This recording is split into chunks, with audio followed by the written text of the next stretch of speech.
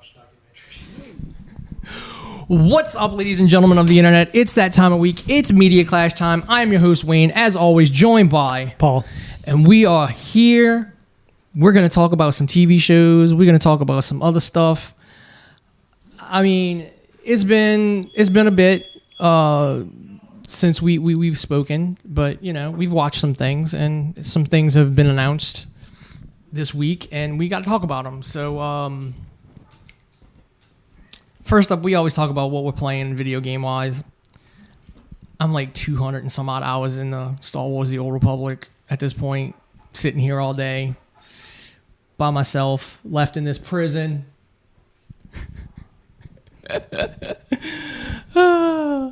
But yeah, other than that, I haven't played really much anything. There hasn't been any real announcements. The only video game thing that I guess got announced lately is the trailer for The Last of Us on HBO, which looks like generic sci-fi dystopian TV show. Yeah, I'm gonna watch it. There's more people than there are monsters, so it's how dystopian is it really? Just don't say it's not like a Walking Dead type feel to the show, where it's they kind of lose the aspect of the zombie part of it, or how much do they actually? I mean, that's The Walking Dead was all about the people. It wasn't really about the. It was about the human story set amongst zombies. It wasn't about zombie action. Pablo Pascal's in it, so he'll probably be good.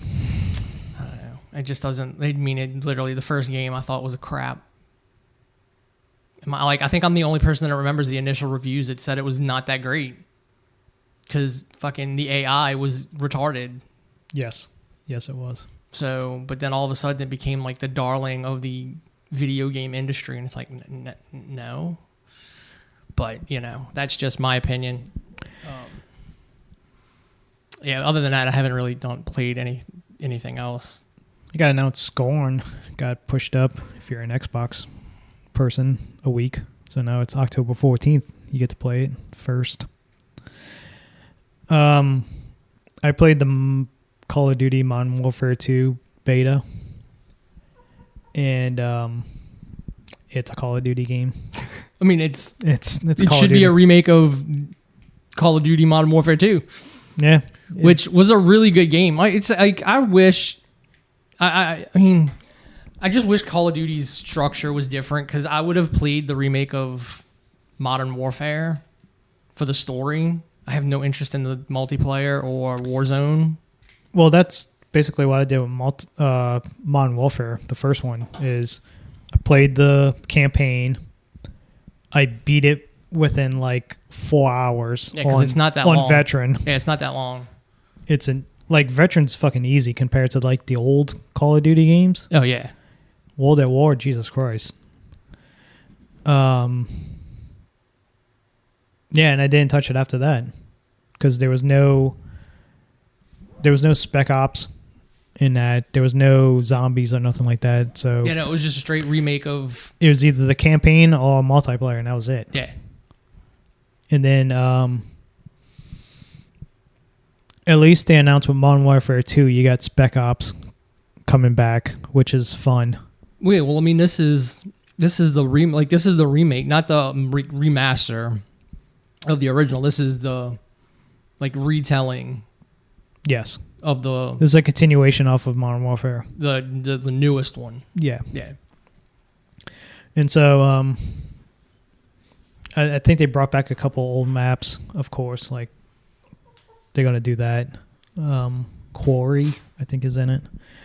But I think the main thing everybody wants is like Warzone 2 and all the different aspects of that. Well, yeah, because now it's on a different engine, isn't it not? I think so. Yeah, that's why that's why they have to do a Warzone 2 because it's a completely separate engine. Yeah. So it comes out at the end of the month, so we'll see. Yeah, I just, you know, after, is it Black Ops 2? 3? Oh, the 3. one with Michael Rooker in it. Was that 2 or 3? I don't remember. That's the last one I bought. Like, I just couldn't, like, and I don't even think I made it through the campaign in that one. Because I love the original Black Ops campaign. Black Ops 1's great campaign-wise. Black Ops 2 was good. And then it kind of, but with 2, they kind of lost that branching path. Your decision affects the storyline aspect that 1 had. And then 3, they just completely went back to, no, let's just make a fucking generic old school fucking Call of Duty game. Yeah, because one of them was only like remotely connected to. 3 was remotely connected to anything that happened in 2. Yeah, because I mean the characters from the first one was still referenced in the second one. I think there were after credit scene, like you see Woods, maybe. I think Woods. Yeah, because in the first one you think it's all done, and then you kind of get hinted at that you were the sleeper that killed Kennedy. No, that's the first one. That's the first one, yeah. Yeah, and then you I'm get talking about that's what I'm saying. You get referenced. You don't really. Yeah. The newest ones, the newest Black Ops Woods was in, but that was that one took place in like the 80s. Yes, which was decent. It was a decent game. I don't know. I'd just rather them be like single player. They tried to do the branching path decisions, which is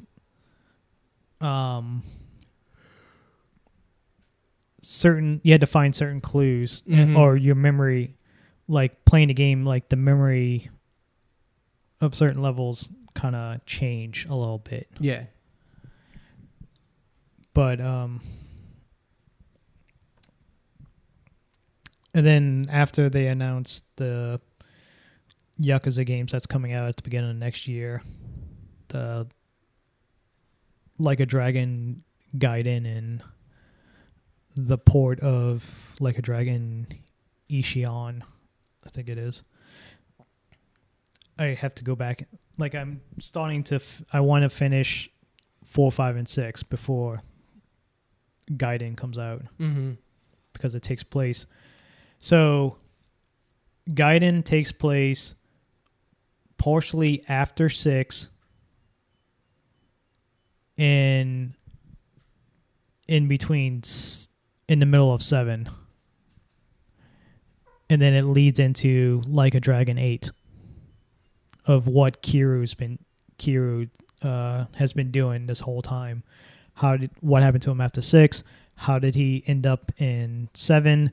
And how he ends up looking like a K-pop fucking singer with frosted hair and shit like that in 8. So now I went back and I finished 4, which came out in 2010. And somebody must have been a huge fan of Infernal Affairs, which is Departed for the American people. Because there's so many fucking double crosses and they're like, oh, this cop, he's a Yakuza guy who's always been a Yakuza guy. Oh, this Yakuza guy, he's a cop. But they don't, it's not the, oh, this cop has always been a good guy undercover, and this Yakuza guy, the gangster guy who is a cop, is just trying to like infiltrate and get the police force. It's this Yakuza guy who's really a cop, liked being a Yakuza guy and just kind of stayed that way. And it's a typical Yakuza game. It's fucking crazy. So I finished that. I'm going to start 5 and then I'm going to do 6.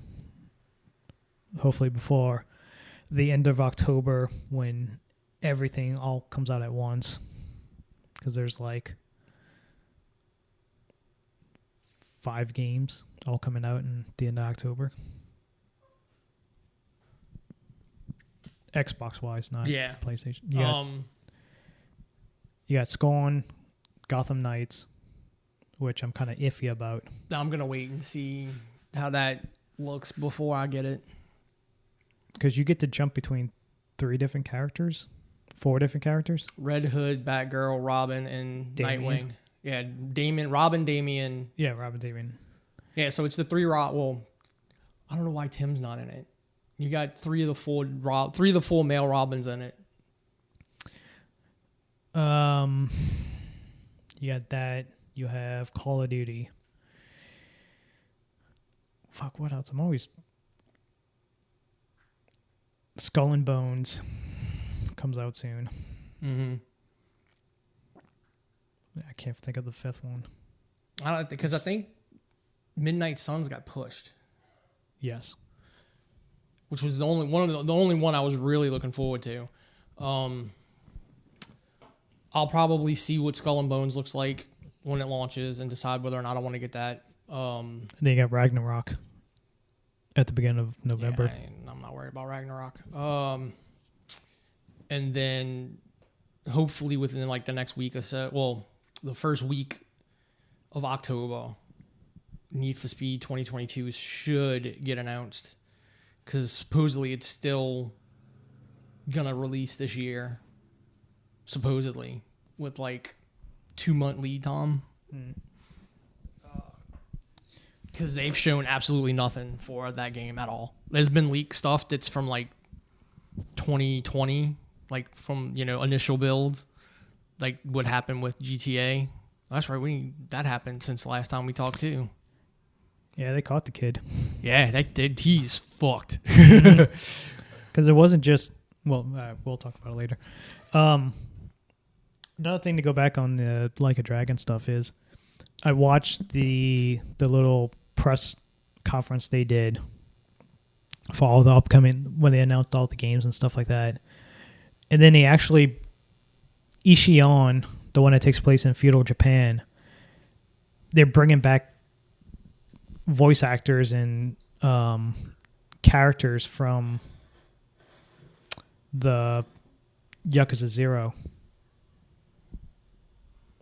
And so they actually brought out the voice actors in real life that does they actually do the mocap stuff, and they basically take the characters' likenesses and make it into the game.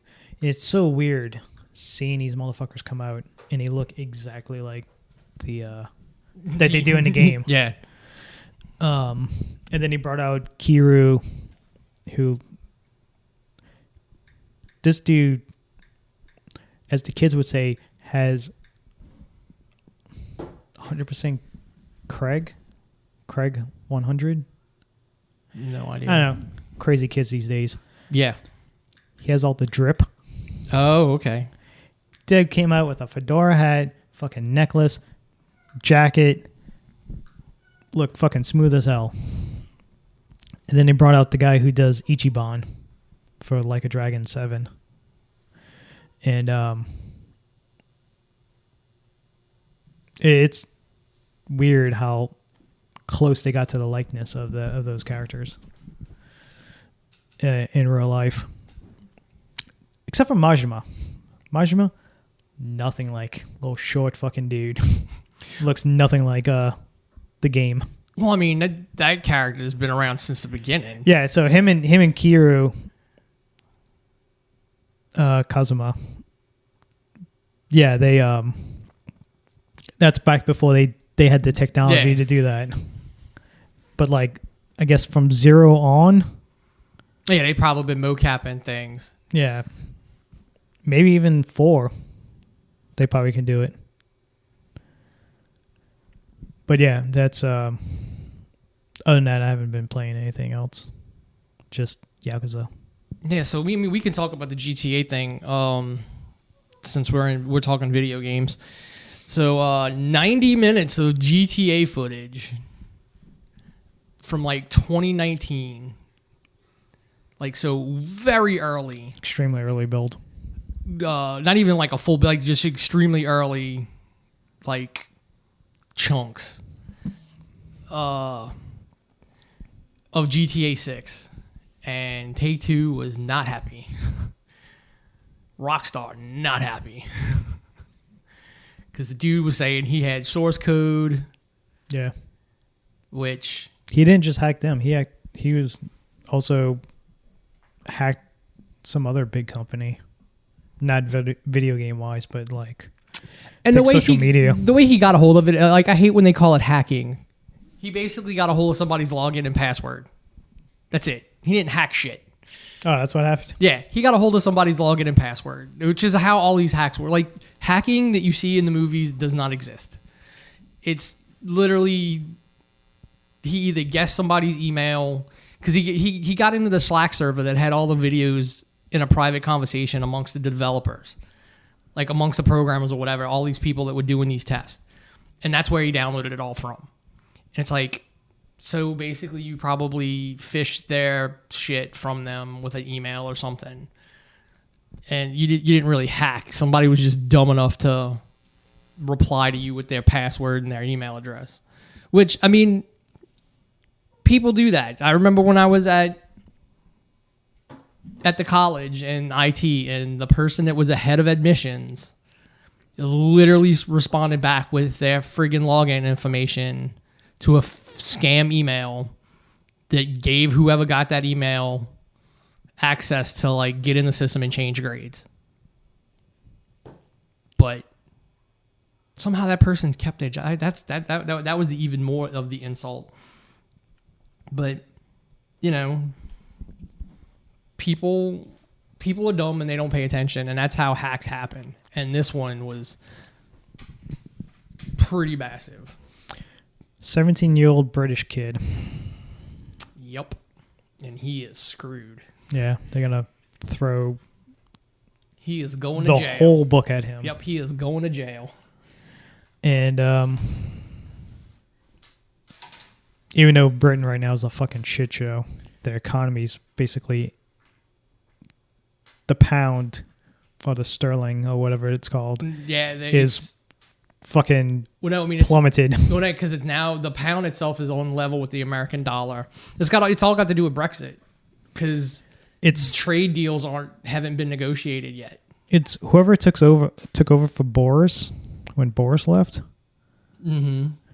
She basically fucking in 1 week almost collapsed the economy of Great Britain. I've been seeing bits and pieces of it on Twitter. So yeah, it's I mean, I know they don't have any trade deals in place because America's like, you need to get your shit together before we'll even negotiate. Like, a lot of people are like, you need to get your shit together. You know, was it the smartest thing to do to leave the EU? Probably not. It's the way I've seen British people compare it to. It's like people waking up the next morning. It's like, or people going to the election. It's like, hey, you know what I'm going to do? I'm going to fucking vote for Trump. He ain't going to win. Just being stupid. And then you wake up the next morning. Holy shit, he won. And that's basically what Brexit was to most British people. Like, Yeah. That's never going to pass. And sure enough. And then you have a prime minister guy who basically didn't know what the fuck he was doing. You know, he was Trump Jr. Yeah. Like, down to wearing the same color fucking suit and tie and crazy fucking hair. Looked like he just came off of a fucking bender. Yeah, the night before. He looked like he was always he looked like that what's his face's mugshot? Fucking actor from the 80s. He was in 48 Hours with Oh, Nick Nolte? Yeah, he looked like Nick Nolte's fucking mugshot all the time. Yeah, I could see that. He so yeah, from what I've gathered in the past week off of Twitter, because I follow Gary Whitta, who's British, lives in America now. Yeah, British economy is not doing too good. Yeah, I watched Clarkson's Farm, the dude from like Top Gear and the Grand Tour. He has a show. Amazon followed him around on his farm. He's got like 1,000-acre farm that he actually works. Like, Jesus Christ, that's a lot. And like just how horrible being a farmer actually is. With like all the money he spent and all the money he got for what he was selling, he made $144.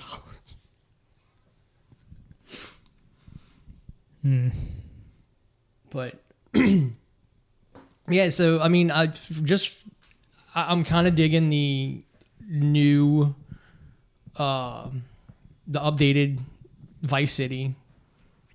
It's basically There better be like a strictly 80s station because that's all I'm gonna listen to while playing that game.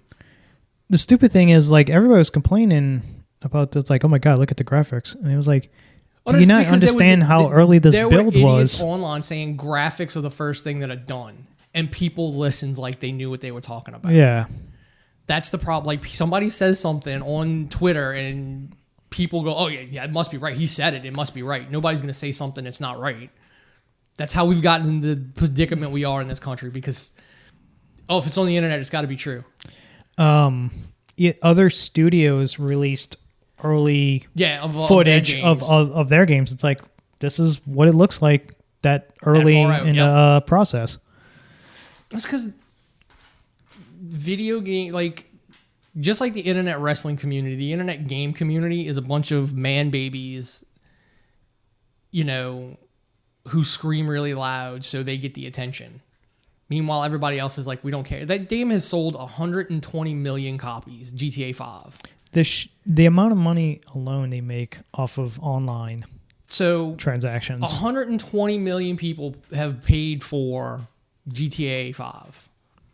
Now, that's probably a good bit of people who get banned for cheating and buy another copy so, they can play, create another account, whatever.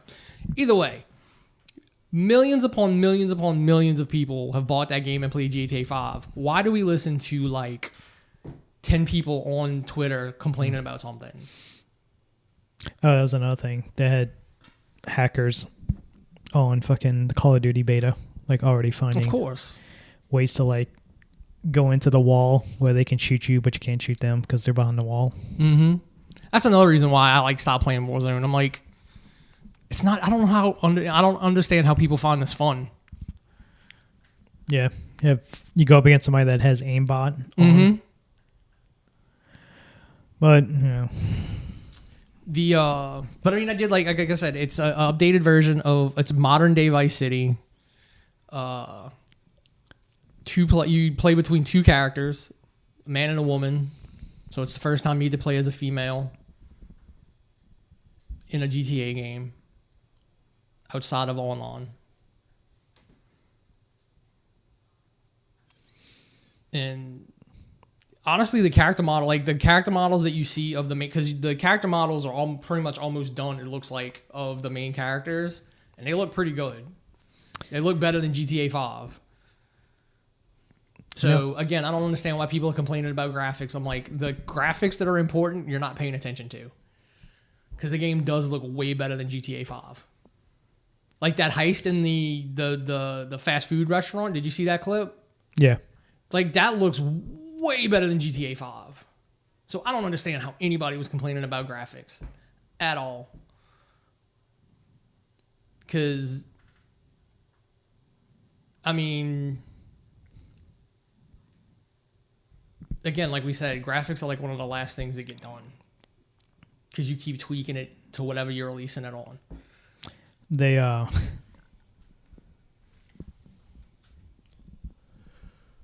know it probably never happened, but I wish they would do another fucking Red Dead. That would be the next big game that comes out in they'll make another Red Dead Redemption probably, but 2028. They won't have because I played Red Dead Online when it first came out, and you quickly ran out of shit to do. Like, very quickly. Because there's no way to update Red Dead Online like there is GTA Online. Like, literally, all you could do is update cosmetics and, there wasn't really... Because even the GTA Online, big updates, you get a few missions, some new characters, but it's all about running around just doing random shit.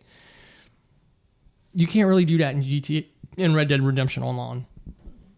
Because you ride around on a horse. You can't really do anything else. I'm still waiting for that single player DLC though. I mean single player DLC that was supposed to come out for it. Never gonna happen. Yeah. So I think they took everybody. And it's like, all right, you done? Get to fucking GTA Online. Well, yeah, because they were hoping Red Dead Online was going to generate that kind of money, and it's not. And they've shut down Red Dead Online. Like, again, it wasn't like there was no like in GTA Online. You had a reason for like there was things people would go spend real money on to get money to buy shit. Like there was no point in doing any of that in Red Dead Online. I don't know. I remember in the beginning, something was bugged in the beginning. And I had dual wheel pistols and I wasn't supposed to. Like I was able to buy it like really early. And I never reached the level that you needed to get that. But it was like a bug in the very beginning that I was able to carry dual wheel pistols. But again, all there was go run around, hunt stuff. There really wasn't any any stores to rob, or you couldn't do any of that shit. So and then you got the assholes that just rides around on horses and lasso you and drag pull you behind the you horse around. So they ended up and kill you. They ended up putting in an option to go passive. Yeah. But then to do certain stuff, you had to not be passive. Like it was. It's the same assholes that at the beginning of when GTA Online first went live, they would just get a group of people, drive around and just jump you, take your shit, waiting for you to respawn, kill you again, and take your shit. Yeah, basically. And because that's what happened to me the first time I went to online. Dude, I ended up finding the thing that I don't know if it works on Xbox. It may. Go change the shit in my internet settings that just put me in a server by myself and do stuff. Like, that's the only reason I ever played GTA Online for as long as I did. But yeah, so we should, I don't know when we'll hear more about it. I mean, if they were working on it in 2019, it's got to be relatively close. Oh, that game probably won't come out until 2024, my guess. Yeah, it's like next year, early 2024. It's probably like a year or so away. But I mean, which means we should see something. The only maybe at E3. E3 next year. So with that, let's talk about what we've been watching and the news that has come out of, movies and television. I watched Dahmer, which is very good. I know there's some family members of victims complaining right now, and I'm like, they just want money. Yeah, I mean, it's kind of what it sounded like because it's like a cousin of somebody. I thought the show did a really good job of humanizing victims, whereas most of these reenactment drama documentaries usually just focus on the killer. You don't really see, like, it was done in such a good way that there is a moment when you completely turn on, like, you kind of feel for Jeffrey because of the way they broach it, because clearly they're pulling information from multiple sources, like his dad's book and crap like that. He's killed people, but he comes across as very lonely and, issues. And he meets the one guy who gets this whole episode dedicated to him. And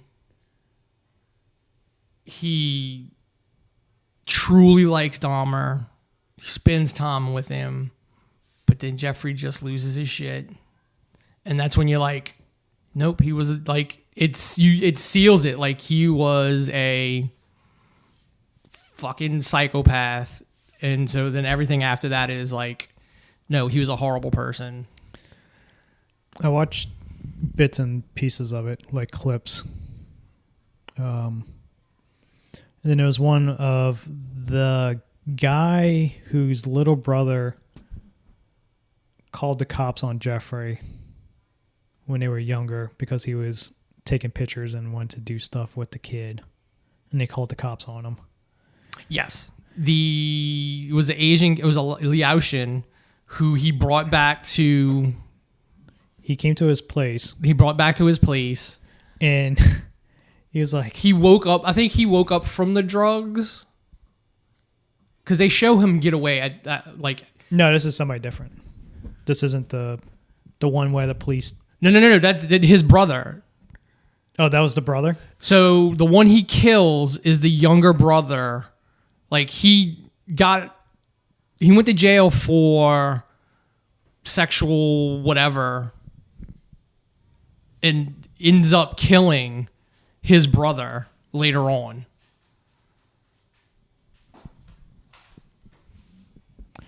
So I'm watching the scene of him, and he's like, "You promised me $100, and you're just gonna take some pictures." And he's like, "Oh yeah, some." Mm-hmm. That's how he would get a lot of them. He got that from.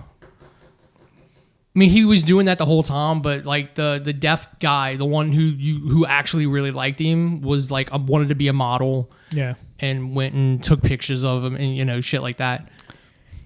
So I'm watching the scene, and it's like, he's a fucking bad dude.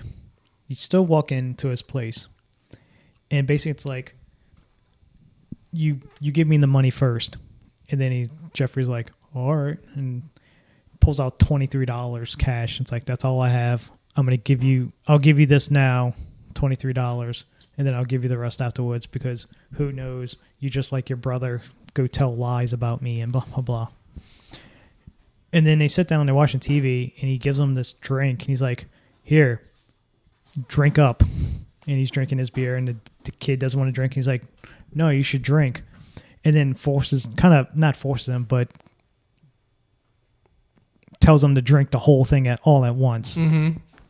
It's like, all right, dude, you should just see these fucking red flags. Well, I mean, he should have, like, he tells him, he goes, I know who you, like, you went to jail. And he's like, oh, that didn't happen. He goes, like, you were arrested. He's my brother. I know. Like, he was... Like, all these fucking stories about him. You still went into his apartment. Yeah. You still never got the... Like, as soon as he says, I don't have all the money, you should have left then. I mean, he wouldn't have made it out anyway. Yeah. The other dude didn't make it. Like, the other dude, like, he let him leave. He goes, oh, I forgot my wallet. He goes back in to get his wallet, and fucking Jeffrey's just like, he's not gonna, like, in his head, he's not gonna come back. He's not gonna come back. So he fucking beats him over the head with a fucking hammer. I watched that scene. I seen the scene of, I think it was the last episode, him getting beaten to death. Well, first he's getting saved because, in his mind, Gacy got saved, so he got the death penalty. He wants the death penalty. No. He knows he's not going to get Gacy. He saw Gacy on television going, I'm perfectly fine with myself. Like, I found God. I'm good. So that's what he basically was like, I'm going to go find God. I'll be good. Oh, okay. And he's basically like, yeah, I'm in jail, but I'm good. And then the other inmate, I don't know how, because we tried to look it up and see how accurate that ending was. And whether or not that inmate like really killed him because he was like, oh, you got bad, like he was religious, and like this dude's just fucking basically making fun of the religion and using it to get more attention. Yeah, so I watched, because he was like pissed off at Jeffrey because he was getting all this. He didn't know what Jeffrey did until that last episode. Like, nobody in the jail knew what he was in for.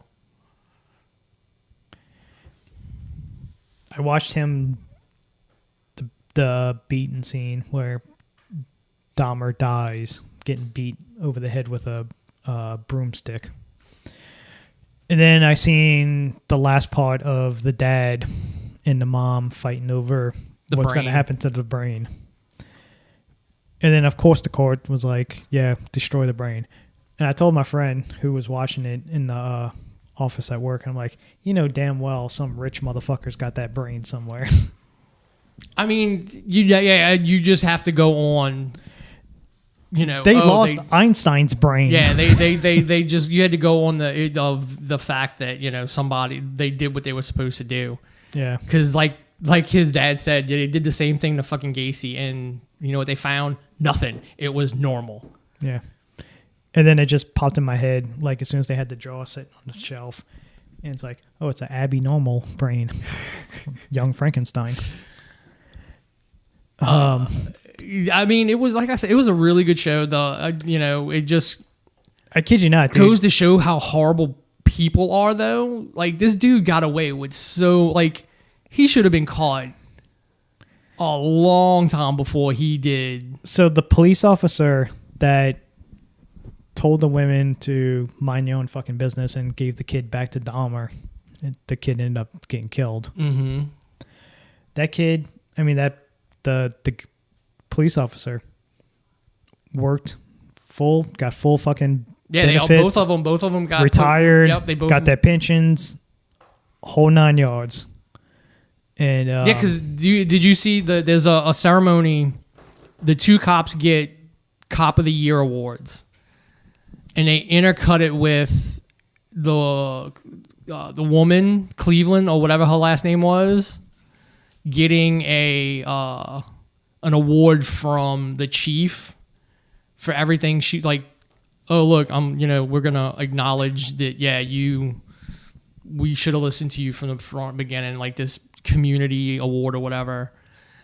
And they intercut it with the like fucking big, huge like police union ceremony of these two cops getting Cop of the Year. And when is that? That takes place in Wisconsin, Missouri. Missouri is where Dahmer. I think so. Okay. Because there's a very crazy stat that in Cleveland has the most serial killers, like by square foot or something like that. I don't know. Like I think it's some weird square mile. I think this happens in. I thought it was Wisconsin. I don't know. I know he kills. He's from Ohio. He kills. Well, I don't know. Was it his grandmother lived in Ohio, and that's where he killed the first one? Milwaukee. Oh, Wisconsin. that's why I'm thinking him. That's why I kept thinking Missouri. And then the worst part is, Evans. Evan Peters. Evan Peters. Yeah, he's a jack dude. So now everybody's like, oh my God, Jeffrey Dahmer's a fucking sex symbol now. Like they did with fucking Bundy. Well, no, because I was thinking about that the whole time, and I'm like, Dahmer wasn't that attractive. He was kind of dumpy and normal. But I mean, yeah, Evan Peters is a fucking great actor, so he went all in. And he's like, he's got abs. He had to. I don't show again because Dahmer went in the military, so he had to have been in some kind of shape. But I mean, he wasn't. Yeah. I don't think he was. I mean, again, Ted Bundy was kind of attractive for what men were at that time. I don't think Dahmer was attractive for the 80s and 90s. Like, he was kind of dorky. Yeah, then you find it, like, not knowing much about his case and stuff like that. Like, 90% of his victims were black or Latino, I want to say. Yes, which I think they made an inference to... Like, after he kills Tony, like, that's kind of when... Because his first two are white. I don't know that they showed the third one that much. Oh, I think Tony's, like, 4 or 5. And so after Tony, like, is with, like, his... I think he was trying to get Tony. No, because I think... The first two white guys, then he goes to jail before he does the stuff with the other kid first. Yeah. So yeah, his shit was all over, but it's the fact of the dad. Like, how do you stick by your kid? I mean, it's the whole parents' love for their kid no matter what, and him not wanting to accept it. He was probably a good part of the reason why. Oh yeah, I seen the scene of the mom and dad arguing that she wants to take the keys to the car, because the UFOs are following, something like that. Oh yeah, the mom was nuts. Yeah. But again, she had mental issues, but they also diagnosed why she was so. At some point, they go, no, like you had postpartum depression, and it just never went away. So. Yeah, and then the scene of Dahmer hiding in the bushes, jumps out, about to hit a jogger, and just doesn't do it. And the jogger just stares at him with the dude holding a fucking hammer in his hand, staring at you. You would immediately run. No, he just kind of stands there and looks at Dahmer, and then Dahmer slowly puts the hammer down, and then the dude turns around and runs off. Yeah, I mean, because I was trying to, like, was that him dreaming that, or did he actually do that? Because you would have thought, like, that would have gotten reported. Yeah. But I mean, that's what I'm saying. Like, he got so off so many times. Any answers you look, every answer just points to, well, it was the 80s. Well, I mean, and it's what it is. It's like Dahmer was able to do what he did because of that was white privilege. Yeah. Like, he got away with so much shit because he came across as like this non-threatening little white guy. Like the judge sitting there like, I'm going to give you a second chance. I'm not going to ruin your life. Then the cop, when he got pulled over and he had the body in the back seat, he should have gone like right then and there. Boom. Nope, but the cop lets him go even though he's fucking wasted. I've heard there's a graphic novel called My Friend Dahmer. It's somebody who like communicated with him. Yeah. And they made a TV show that was supposed to be very good based on it.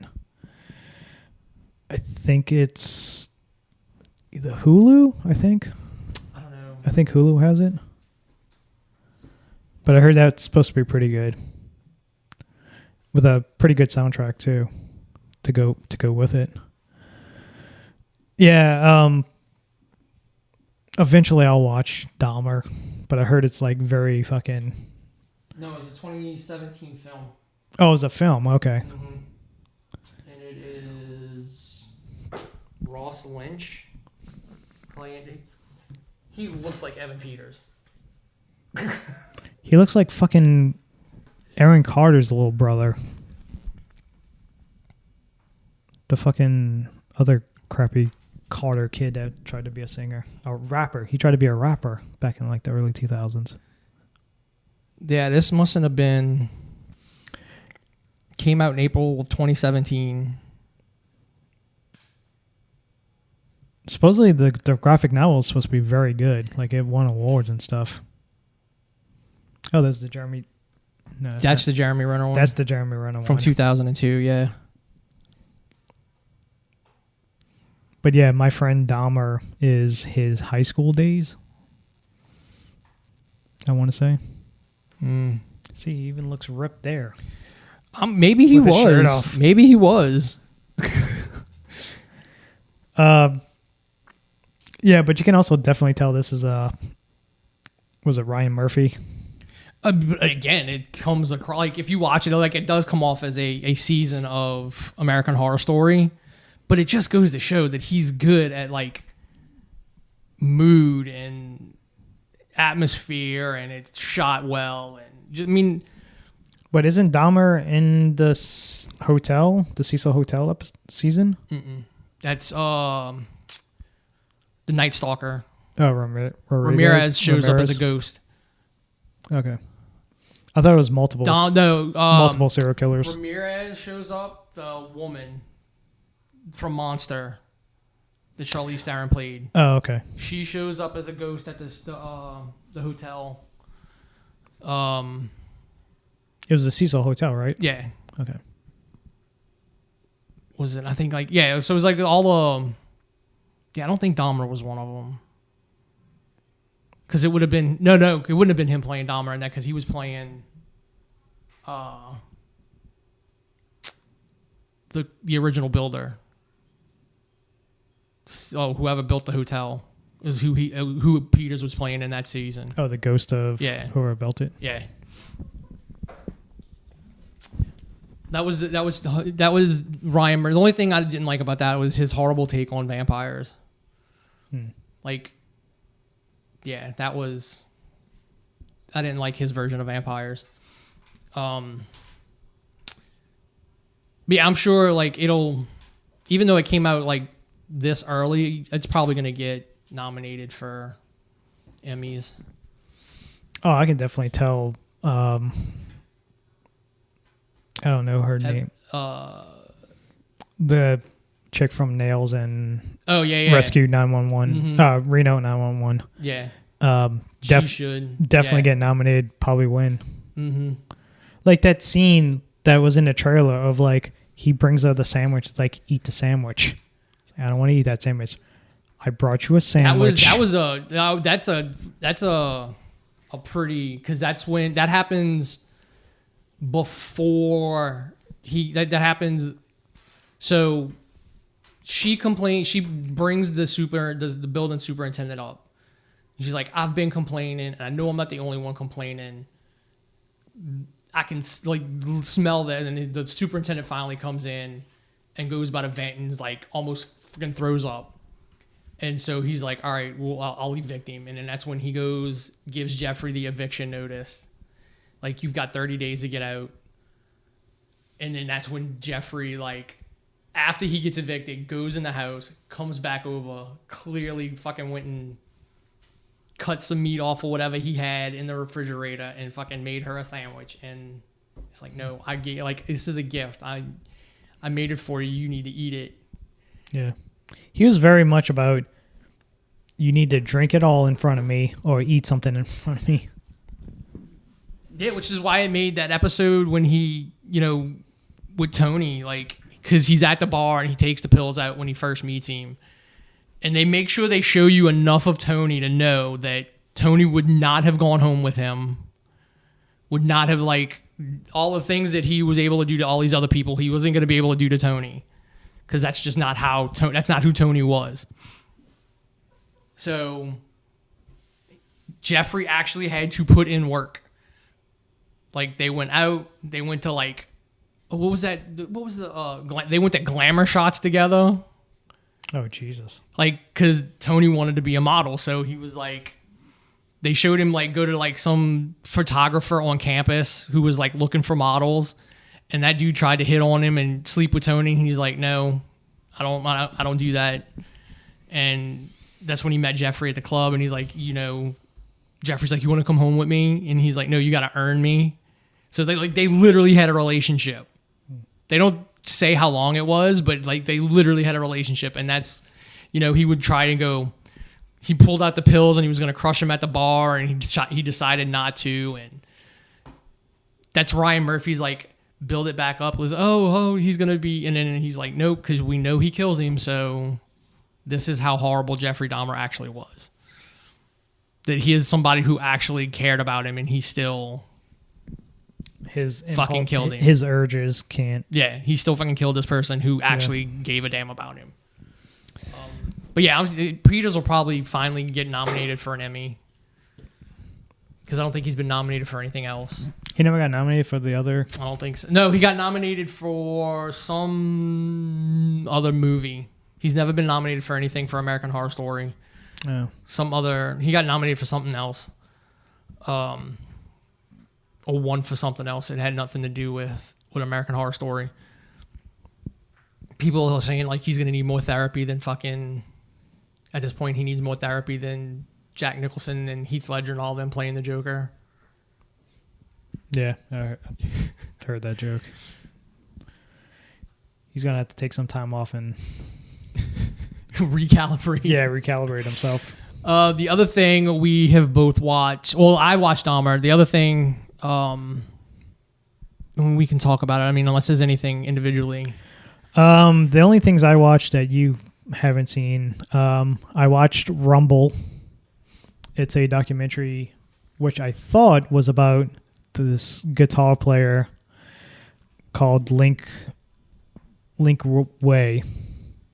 He's a Native American from North Carolina, I think it is.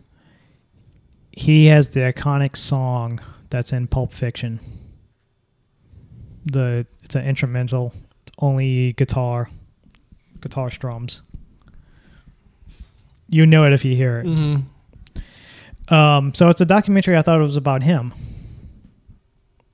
His song, it's an instrumental, came out in the 60s, I want to say. Was the only instrumental to be banned from radio ever by the FCC. Because at the time, he was doing stuff with the guitar, with distortion, stuff with the guitar that nobody was doing. So when this song came out, the people at the FCC would think, oh, this is gonna hypnotize the kids and make the kids go crazy because it's so wild and fucking. It's a great song, instrumental. So the beginning of it, like the first 15 minutes, is about him, his music and stuff like that, and it being Native American. And then it kind of ends and it goes off to somebody else. So it's not about Rumble, the name of the song that he wrote that got banned. It's about Native American music in America. They got Martin Scorsese to fucking talk about in this fucking documentary. So they did him for like 15 minutes, and then they broke off to like something else. And then after that was the Zulu Indians. And then that was like 10 minutes. And then he broke off into like some Native American band I've never heard of, a bunch of female singers and stuff like that. And then by that time I was like, all right, well, the one thing I was interested in, they're not going to talk. This isn't it. So then I watched the John McAfee documentary on Netflix. Fucking crazy. Once again, misled by the documentary. It's not about him killing or allegedly killing his neighbor and going on the run. It's about him on the run with these people filming him, documenting him. So you're watching actual videotapes of him on the run and how crazy he is. They don't actually go into detail about the murder or what happened that night or any possible suspects and stuff like that. It's just mainly about him running from country to country, escaping expedition, and how this dude has a shit ton of money, and he's fucking nuts. Yeah, because he got paid $7 billion for McAfee. Yeah. So he escapes to one country. There's moments where they get to the hotel after driving for hours in South America and stuff like that, and then they like, all right, grab your shit, because he's so paranoid that everybody's out to get him. Grab your shit, we gotta go now. They literally just unpacked. So it's like, if you're not in the car in 10 minutes, we're leaving you, and technically you're wanted too, because you're helping me escape. And this dude, I can't remember which fucking country, which island he was in, but he basically, Belize. He was in Belize, because Belize is a magical place. Yep. And so he literally made the software that you can spy on people. He made software to go against it, so he knows how to do that. So he gave the Belize government and police force upgrades on all their computers and programs and stuff like that, which is basically he used to listen in and collect dirt on the Belize government and all the shady shit they're done, and the money laundering and the drugs and yada yada yada. The cartel, like the cartel wants him dead. The Belize government wants him, and then it gets off into the CIA and the government of the United States wants him dead. And then it just comes down to the fact of he gets caught for tax evasion, because that's what they get you for. Yep. They never get you for what you do. They get you for not paying them. They get you for not paying them their money. So he's in jail in Texas, I think it was, during COVID times. He's like in his 70s. He's been on the run for I don't know how many years. Yeah. All he did while on the run, he was on a yacht. He had this giant fucking yacht that he bought from somebody famous. I can't remember who. Him and his wife, who was a prostitute that he met, that he ended up marrying, doing all the fucking drugs, bath salts, coke, you name it. He was doing it on this boat. I mean, what else you do when you got $7 billion? Drinking all the fucking time. Being so paranoid and so fucking coked up. Like one of his good friends was one of the Vice people.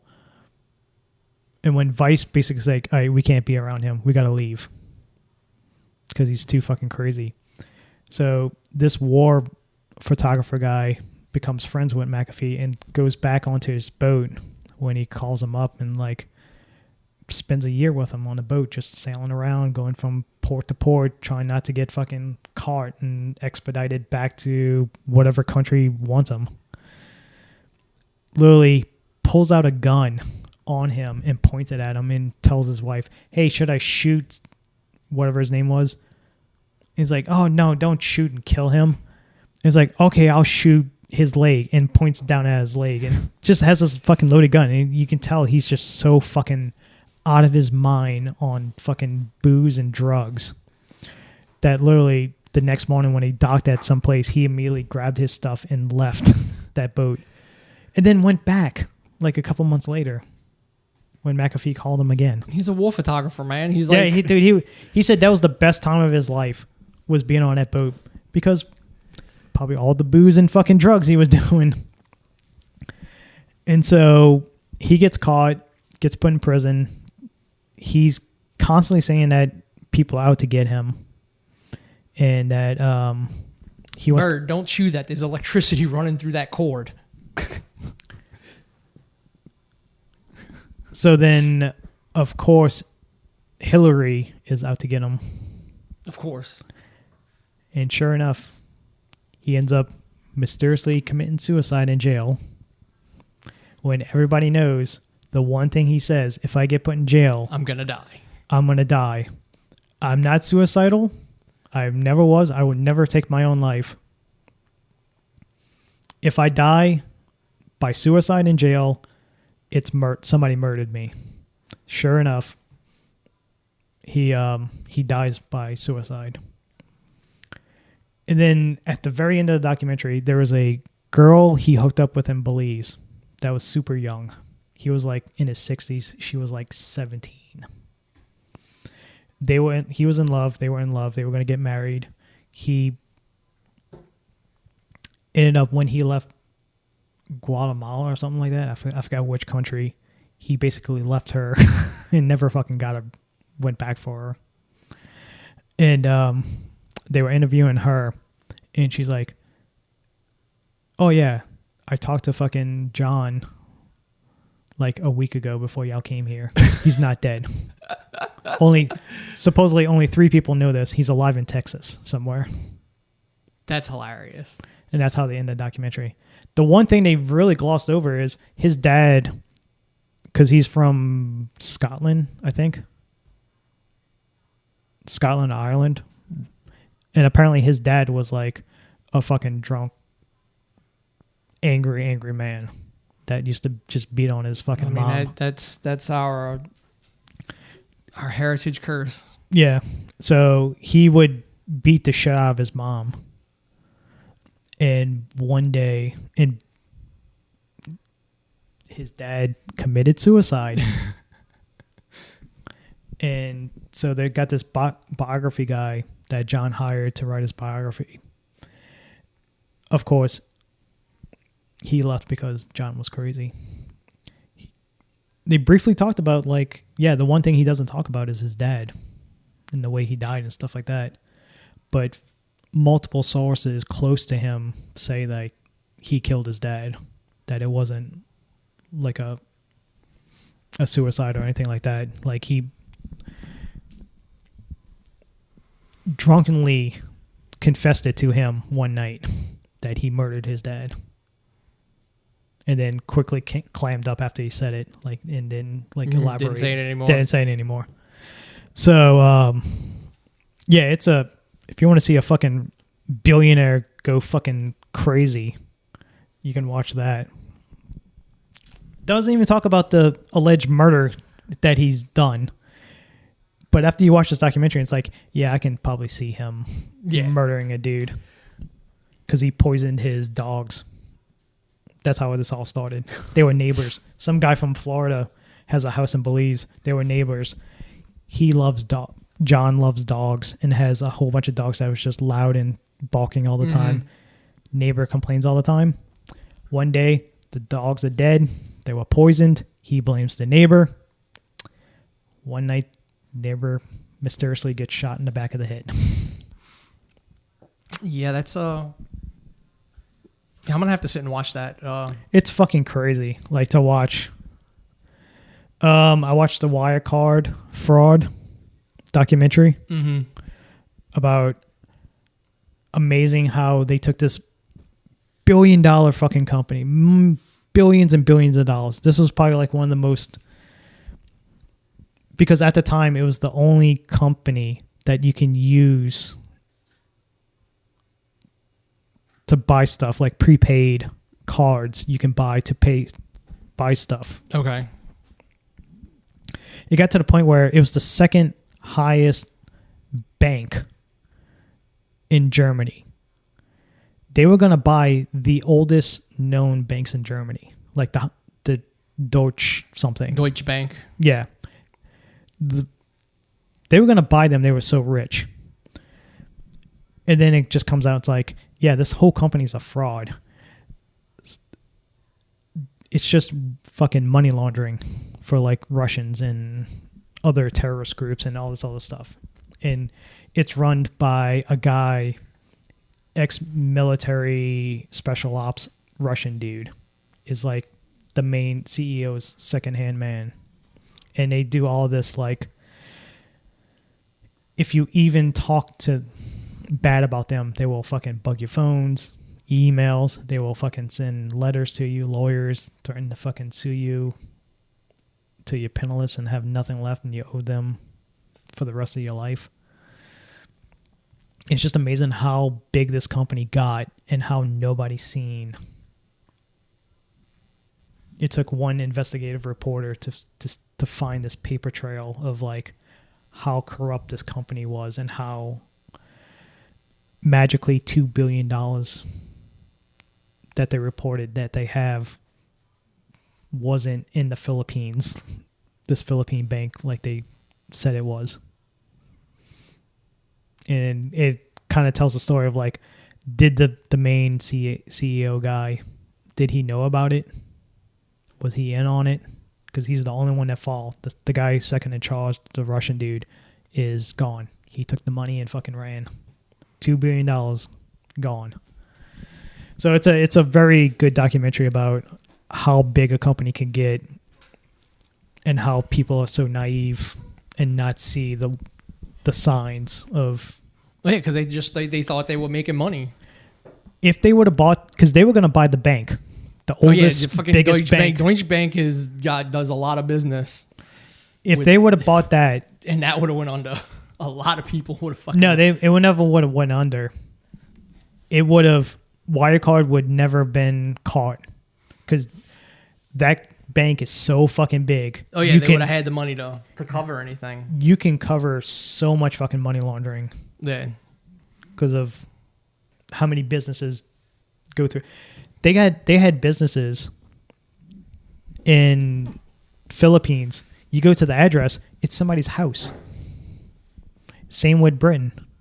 They had offices in Britain. You go to the location, it's somebody's fucking residence. And they're like, oh yeah, some dude asked us to come fucking sign some paperwork and they gave us like 50 quid. And yeah, we get letters in the mail and stuff like that. And then we have to sign it and send it back to so-and-so. And that's it. And they get money for it.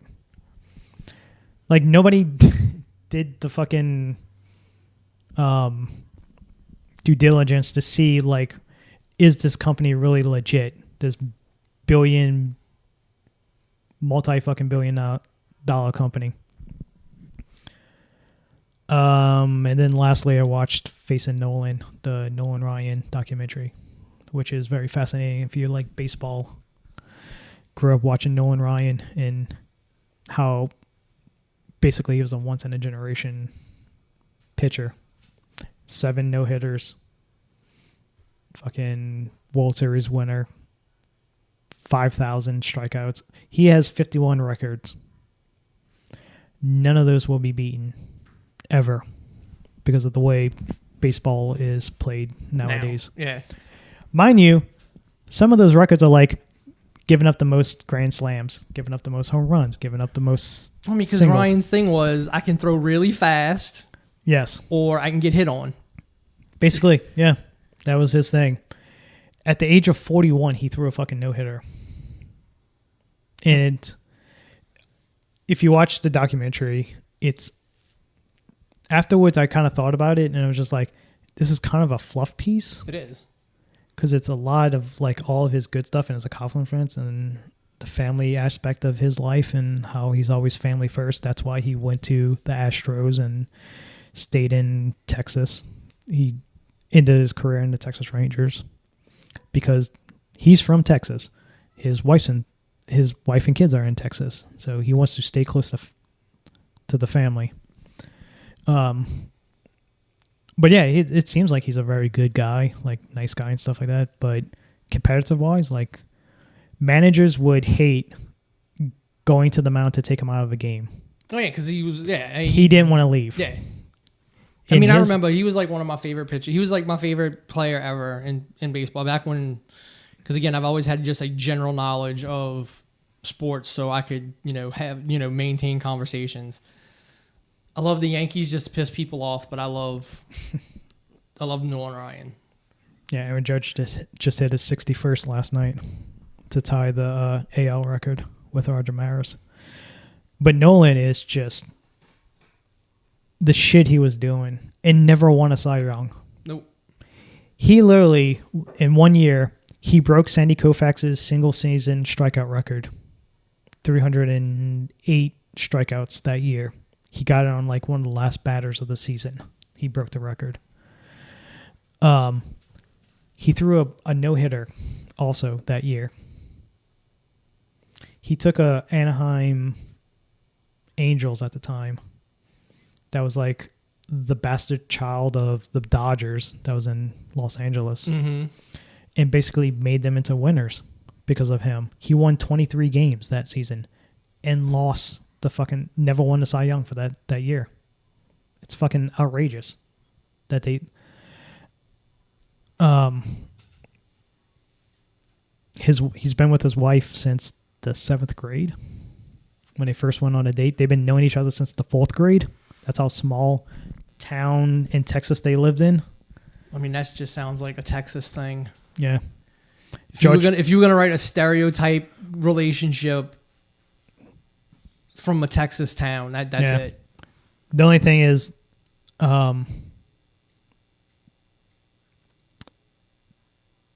apparently he was going to give up baseball after the first couple of years, but she's more competitive than him because she was a doubles tennis state champion, and like she could have had a good career as a tennis, but she gave up that to help him get his dream of being in the major leagues and pitching and stuff like that.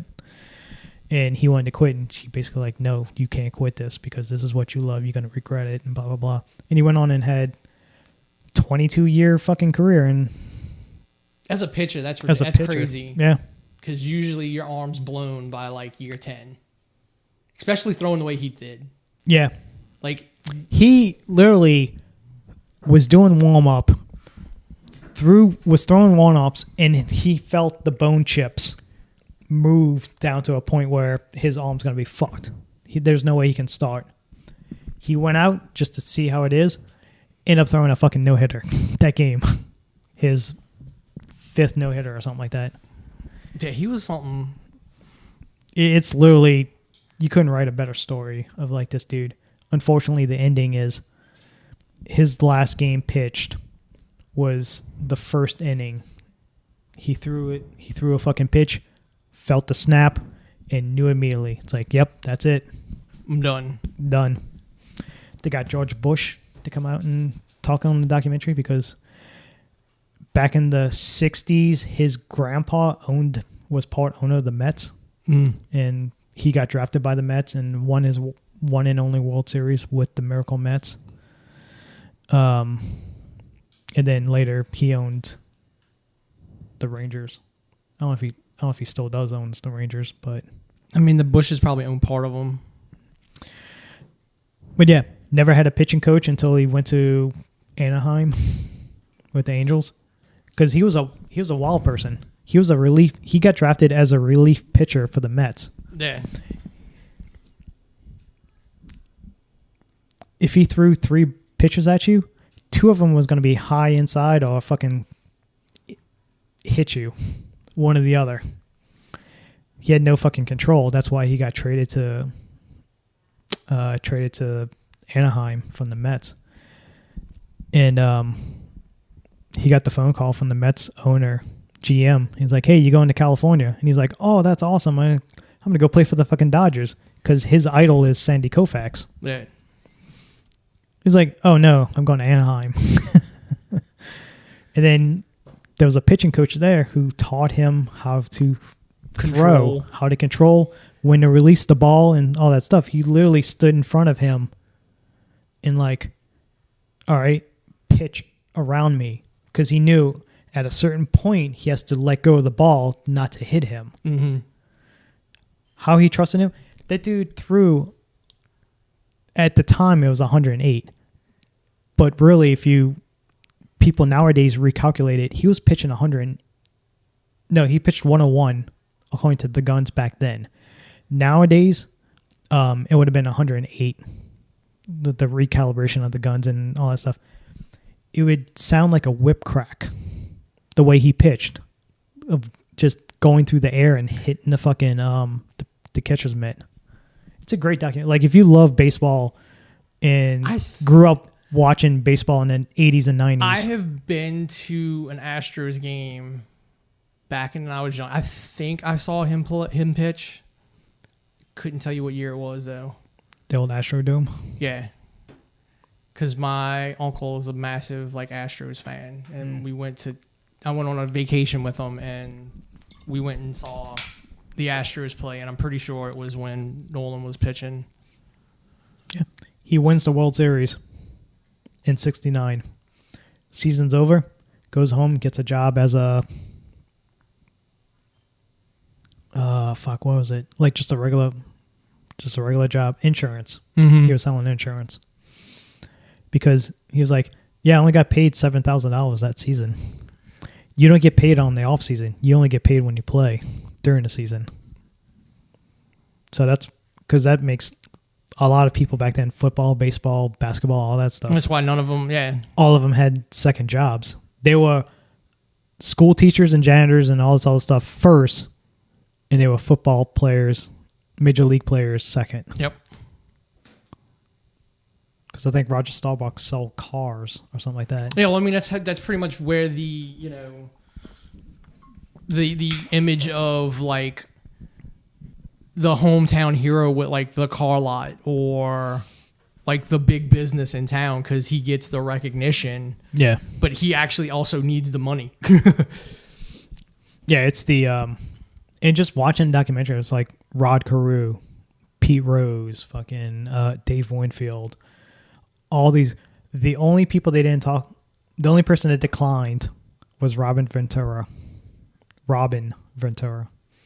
the infamous, "I'm going to charge the mound. I got put in a headlock, and I'm getting my ass kicked by a 42-year-old Nolan Ryan." Because apparently there was a bounty out for Nolan for that game. Because them and the White Sox, the Rangers and the White Sox at the time, was getting pretty heated. And Nolan hit a couple people, and then White Sox retaliated in one game. So the next game up, they were like, "Anybody that gets hit, whoever gets hit, you charge the mound and you take him out. Sure enough, they flash back to his first fight. He hit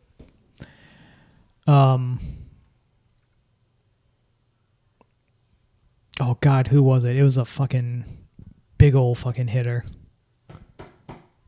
And he charged the mound. And Nolan knew that was the first time. Like in his head, he was just standing there. And then he realized it's like, oh shit, this dude's coming at me. And then he realized after that fight, you be the aggressor. If they coming at you, you fucking stop them and you be the guy who throws the first punch if they coming at you. And that's what happened with Robert Ventura. He's the first guy to get hit. You can see him because he doesn't want to do it. He takes a couple steps out of the backup's box, heading towards first, and he stops and just fucking shakes his head and runs straight to Nolan.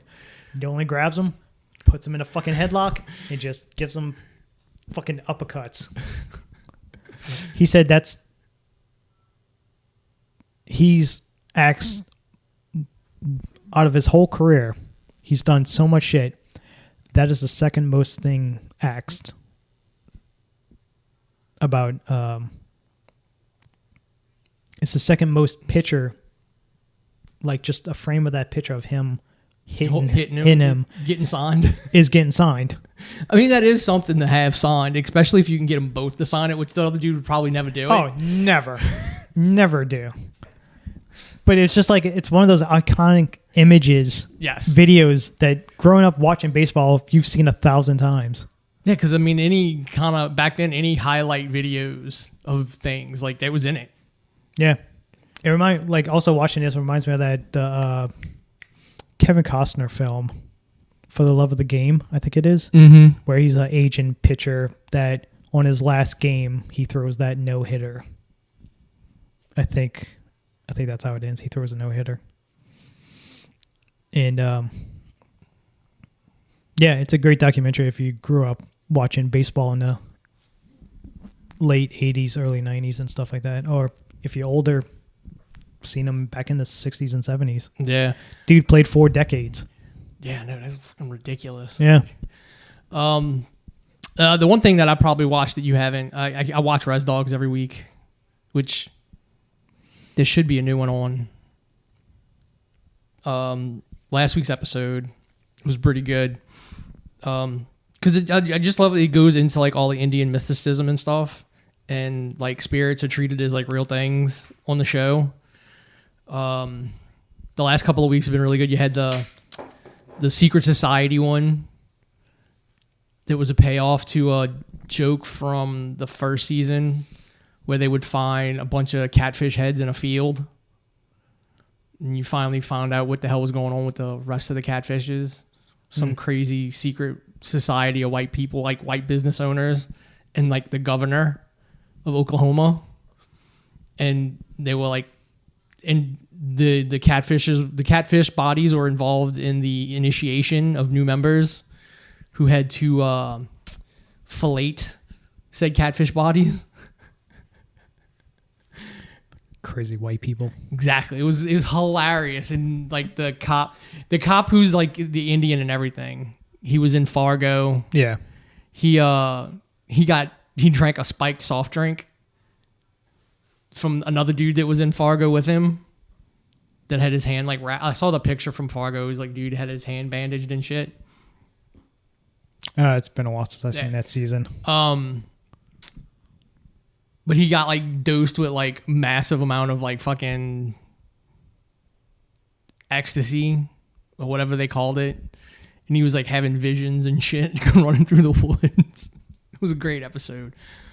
Then this last episode was Willie Jack went to see some a relative in prison, and then you see a different spirit. Like not the one everybody knows and loves. The male, it's like some medicine woman spirit, and they have like this spiritual fucking meat thing in like the visitors room with like all these old Indian spirit medicine people like show up, and it's really cool. I mean, to me, it's really cool. Just because of the, what Native American I actually have like way back in the family and stuff. So I found it really interesting. But yeah, there was no actual spirit, like the male, the male, which is kind of disappointing because he's fucking hilarious. Mm. They put out like fortune cards, because there was one episode where they went into this place that had like fortune teller machine, like the one from Big, but it was an Indian, so it was like Native American wisdom. So Res Dogs puts out like little fucking images, and it's spirit on the front, and it goes over, and it's like some weird ass fucking wisdom shit.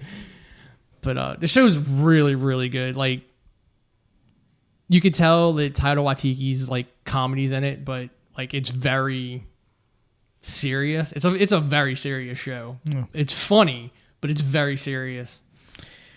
The girl from Prey was in it. I didn't realize that it was her when I talked about it last time.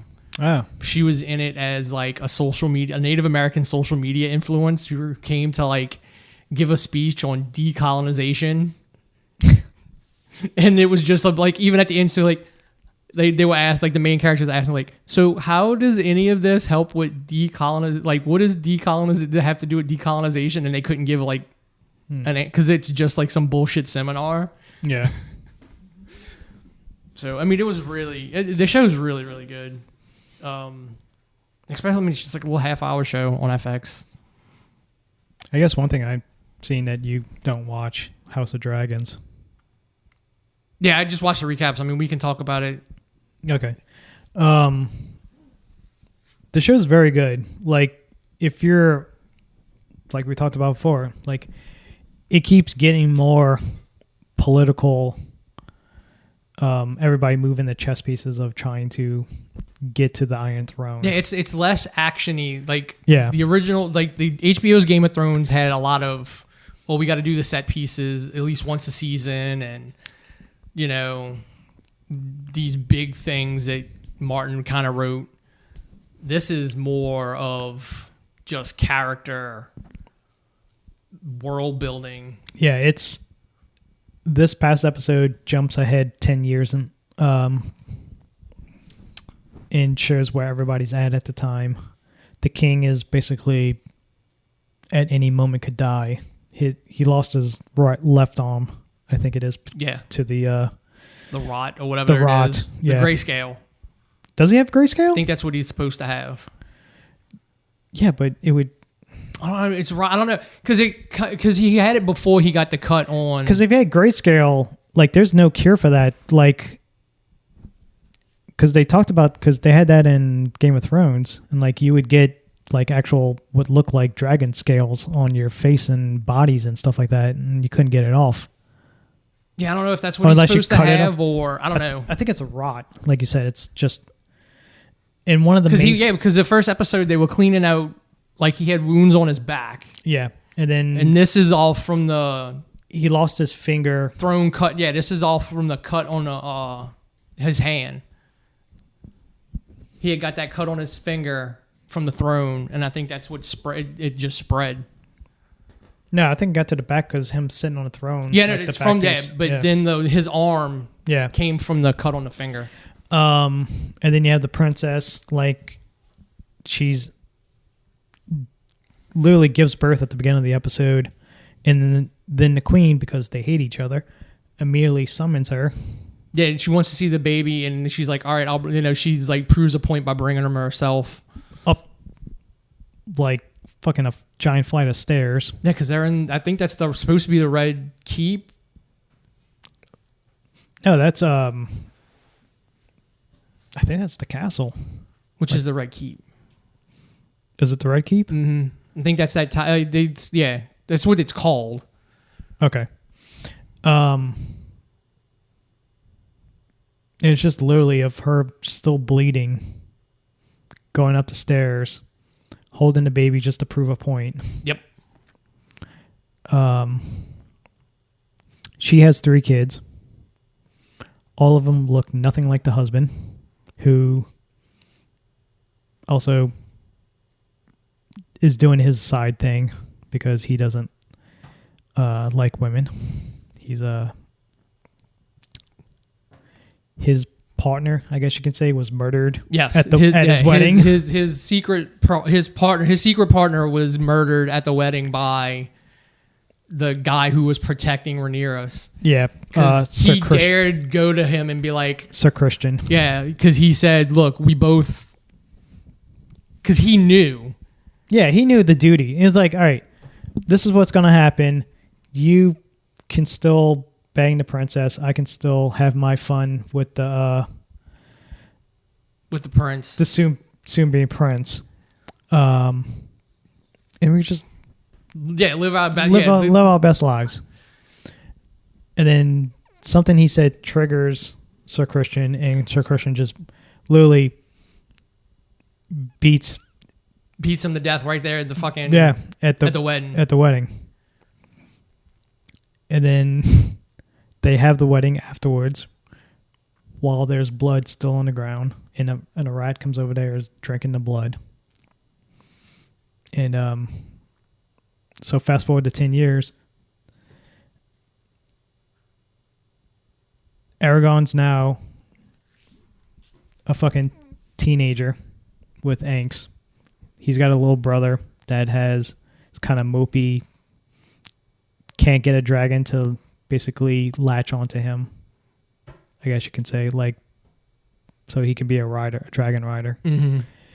His sister loves bugs, and his mom, like the queen, is literally telling her daughter, it's like, listen, trying to get her prepared for what happened to her. Mm-hmm. It's like, people are going to come for you. People want to suit you. And this girl's like barely, probably 12 in the episode. I mean, that's when they were trying to marry off the other one. And it's just like the political scheming between them two. Back and forth. My allies, your allies. How can I remove your allies from the picture? Mm-hmm. Very much like Vince McMahon and Kevin Dunn versus Stephanie and Hunter. Just start firing all your people. Yeah. Oh, wait, you had a heart attack and you can't come to work? Mm. You're fired. You're fired. You're fired. To the point. Bring me the paralegal. So it's pretty much a wild. It's like, obviously you can tell the princess's kids is not. Yeah, Rhaenyra's kids are not. Has no Valerian in them. Well, no.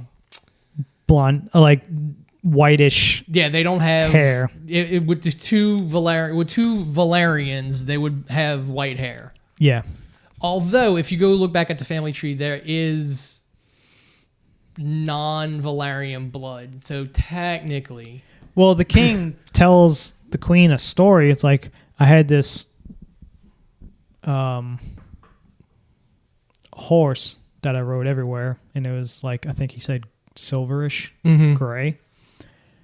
Ended up having a kid with another horse, and that horse came out like black colored. So it's like, it's not always about genetics. Yeah. Like it could happen. Yeah, because I want to say, when I was looking at the family tree, like, there's Baratheon blood in the Targaryen line, which is why he had a valid claim to the throne when he conquered Westeros, when he beat the Targaryens right before Game of Thrones.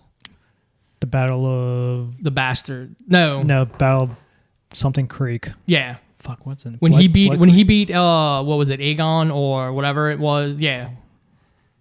The person who would actually be Jon Snow's father. Yes. He took over as king, but his claim to validate it was there was Baratheon blood in the Targaryen line. Yeah, so the queen now is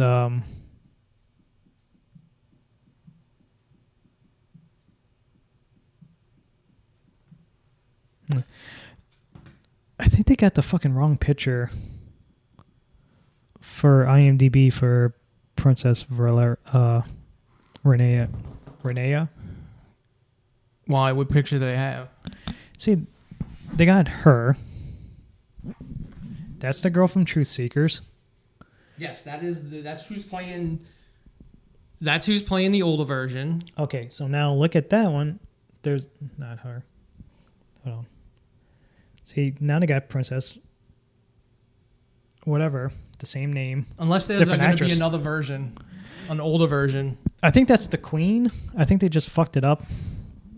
Oh, the original Queen that died in the first episode? No, the Queen. The Queen now. What's her name? Emma. Is it Emma? Eve Best. Yes, that's Hightower. Okay, so they IMDb fucked up. They have the wrong picture. They got the wrong name under her. Yeah. So basically, she realizes she needs allies. She has no allies in her. She can't manipulate the king like she thought she could. The hand of the king is on the king's side, and only is probably like the only nice guy and knows right from wrong in this fucking whole. Yeah, I mean, he was not, he's not an asshole. Yeah. He has no political scheme. Like, he just wants to do right for the king and for Westeros. Kind of like what Ned was when he was hand to Jonathan. And so she knows it's like, I need him out of the way and I need my dad back in there because my dad is the ultimate ally that I can have. So my son will be the king and not the princess take over when the king dies.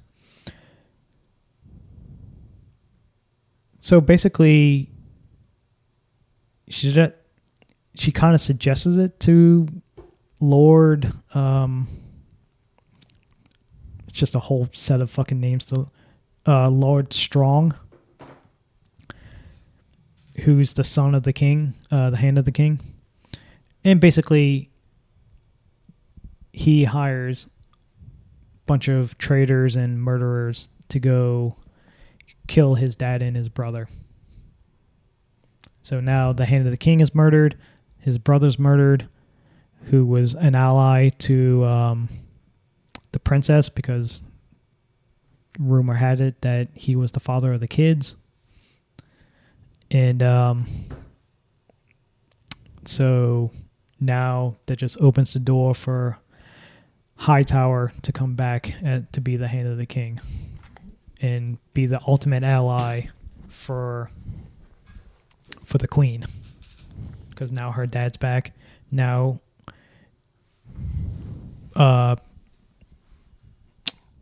Aragon, I think is the son name, he can rightfully be the king. One of Hightower's, one of the queen right now's children does take the throne at some point. It has to be the oldest. Yeah, at some point he is Aragon, I think it is. Like it's one of Daemon and Rhaenyra's kids. Then I think one of the other queen's kids, and then the other Daemon and Rhaenyra's kid. I think that's how it goes. Okay. I don't know. I might sit and... I mean, I have HBO Max. I'm paid for it. I don't watch it. I might watch it. Now that there's a few, and I'll just watch them. I can sit and watch them straight through. Got nothing else to do. I mean, there should be shit I should be doing. Yeah, there's stuff you should be doing. There's stuff I should be doing. Quickly on the HBO fucking front. So they got busted for fudging the numbers. Them and HBO Discovery. Warner Brothers Discovery? Yep. 10 million fucking... They added 10 million subscribers when they never had. Ooh. They can get in trouble for that. FCC might... the FCC might... yeah. Complain... Might bring them up on that, because that's public information that would be used for investors' to determine whether or not they would invest or sell. So there's lawsuits and stuff like that from investors about fudging the numbers. Because I seen something on Twitter about like a class action lawsuit is happening. I mean, here's the problem with that. Like, it was like the class action lawsuit with the Sony network shut down when it was hacked. Oh, no, not that. When they took away the ability to install Linux. We all got stuff from it. But, I mean, the way the stock market's acting right now, like, you're going to be hard pressed to prove that those numbers not being true are the reason why the stock would have tanked or dropped. Just the way the stock market's acting right now.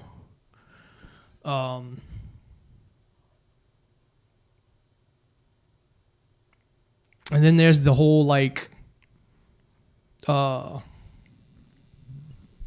is it? NBC Universal might buy them out.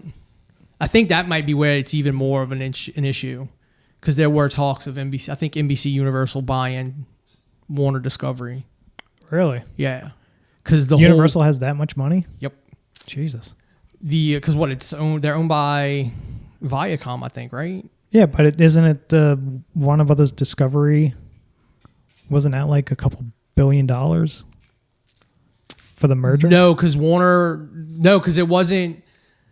Then Discovery. They just bought Warner and they merged. It wasn't an outright buyout. That's why it's okay. Warner Brothers Discovery. Okay, it's a merge. Yeah.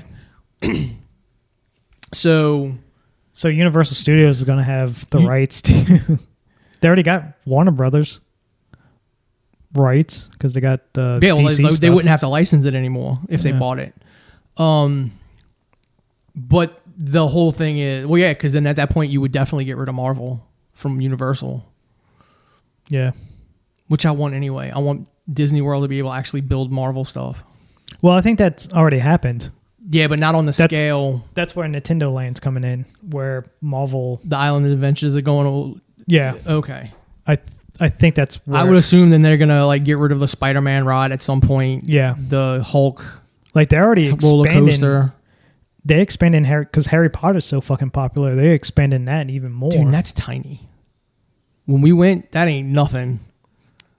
The last time I went, it was brand new. Like, Harry Potter was relatively that. When we went there the years ago, when we went to Halloween Horror Nights, and we went to Harry Potter World, that you had to pay separately to get into. No, that wasn't a thing when I went. Oh no, we had to pay separate to get into that. You had a separate ticket to get into that. They gave me a time.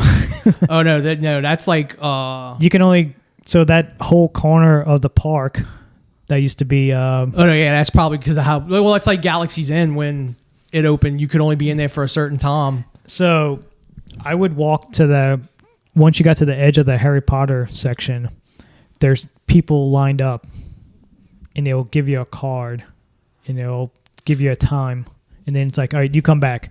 Well, if I want to go to Jurassic Park, which is on the other side of Harry Potter, now I have to go all the way around. Yep. Cut through Marvel, cut through Dudley Do-Right in the comics section to get back to Jurassic Park. Yeah, we had, I think it was a separate, I mean, it wasn't a full price ticket, but it was a separate thing. Okay. That you had to get to go in. And really, it's got like 2 rods. Well, back then when we went, because that Hagrid ride wasn't there yet, it was the Dueling Dragons and the simulator ride in the bank. When I went, it was the Dueling Dragons, and then there was the ride inside the 3D ride. Which is the simulator-esque ride in the bank. Is that's what it's called? Well, I don't know what it is. I mean, it's with the dragon on top. Yeah. Is where it comes out. Oh, it goes in or it comes out at, whatever. It's basically like a Spider-Man ride. Yeah. Yeah. It's the fake roller coaster. Yeah. But yeah, so that, I mean, that would be an issue if they lied about their subscriber count.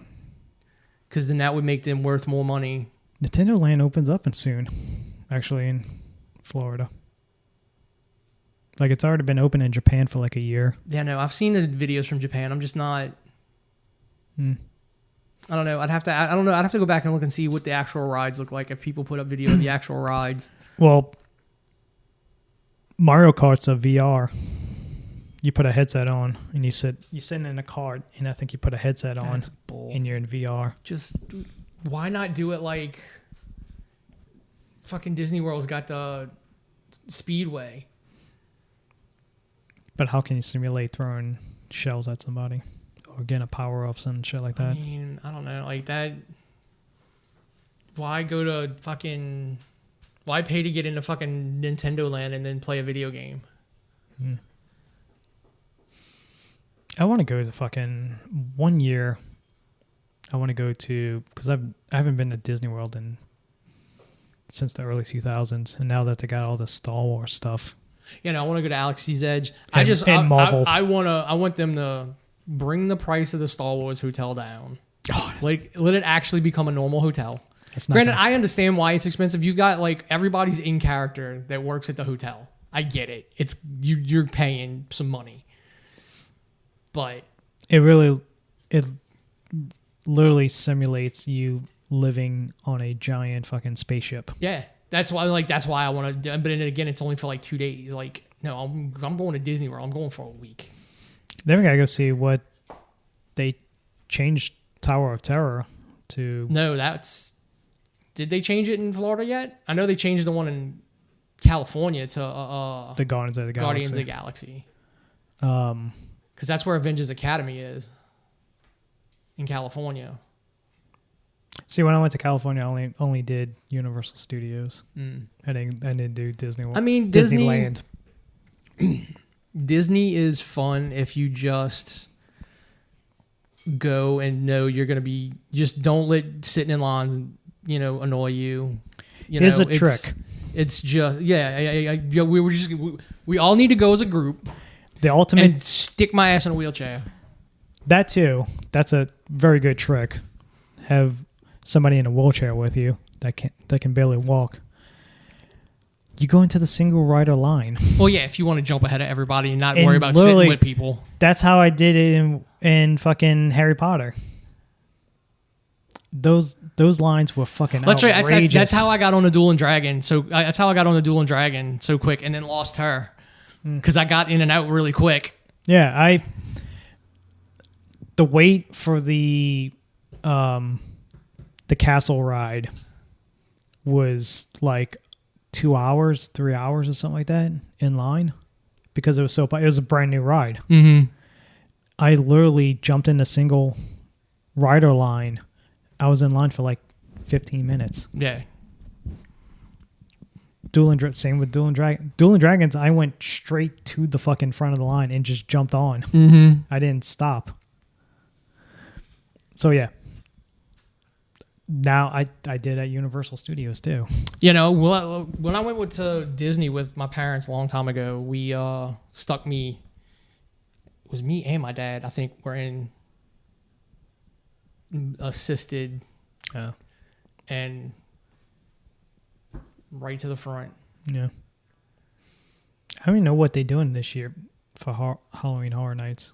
I don't know. It's open. I've been seeing like Cardona put up stuff. Yeah, because they start at the end of September. Cruise put up stuff. I don't know what houses they have. Oh, speaking of which, the Monsters came out. Yeah, no, I have not. It's been getting either people love it. People love it or people hate it. Or people are just shitting all over it. Saying... I don't know. I think it's going to be like the old sitcom. Just like Wednesday is going to be like the old... Didn't that come out today too? Or yesterday? Or sometime maybe this week? No, because that's supposed to come out on the same day. Oh, then maybe it is. That's why when they announced it, Monsters were going to Netflix, that it was going to come out the same day as Wednesday, because back then Monsters and Addams Family was back to back on television. Oh yeah, okay, yeah. So yeah, I got to go look and see. I look at both of them. But yeah, the only so I guess we can talk about. Speaking of Disney, talking about Disney at this point. She-Hulk, which we both watch. What? They're gonna make fucking Now You See Me 3. This that magic, dude. The fucking stupid magic movies. Yep. Jason Eisenberg and fucking Woody Harrelson's gonna come back and reprise their roles, and the guy who directed them will come back to direct. Jesus Christ. They need some safe bets, and I don't know that that's a safe bet, but That is because part 2 fucking tanked. yeah. Because they realized it's like, wait a minute, this fucking movie sucks. This is impossible. Like, they're doing magic tricks that Or actual magic. are actually break the laws of fucking physics. It's like, But yeah, so we both watched. it's also New Orleans doesn't have fucking back alleys that you can. Oh yeah. The chase scene. I haven't even watched either one of those. Which y'all should be coming out too soon. Interview with a Vampire. Need to watch it to see what I missed out on. Yeah, speaking of Game of Thrones, Grey Worm is not Lestat, but Brad Pitt's character. But yeah, so we both watched She-Hulk. We both like She-Hulk. Yes. We're not like the rest of the internet who hate it for no reason that they can actually give.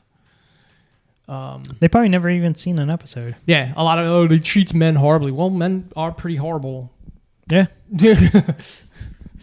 men are pretty fucking horrible.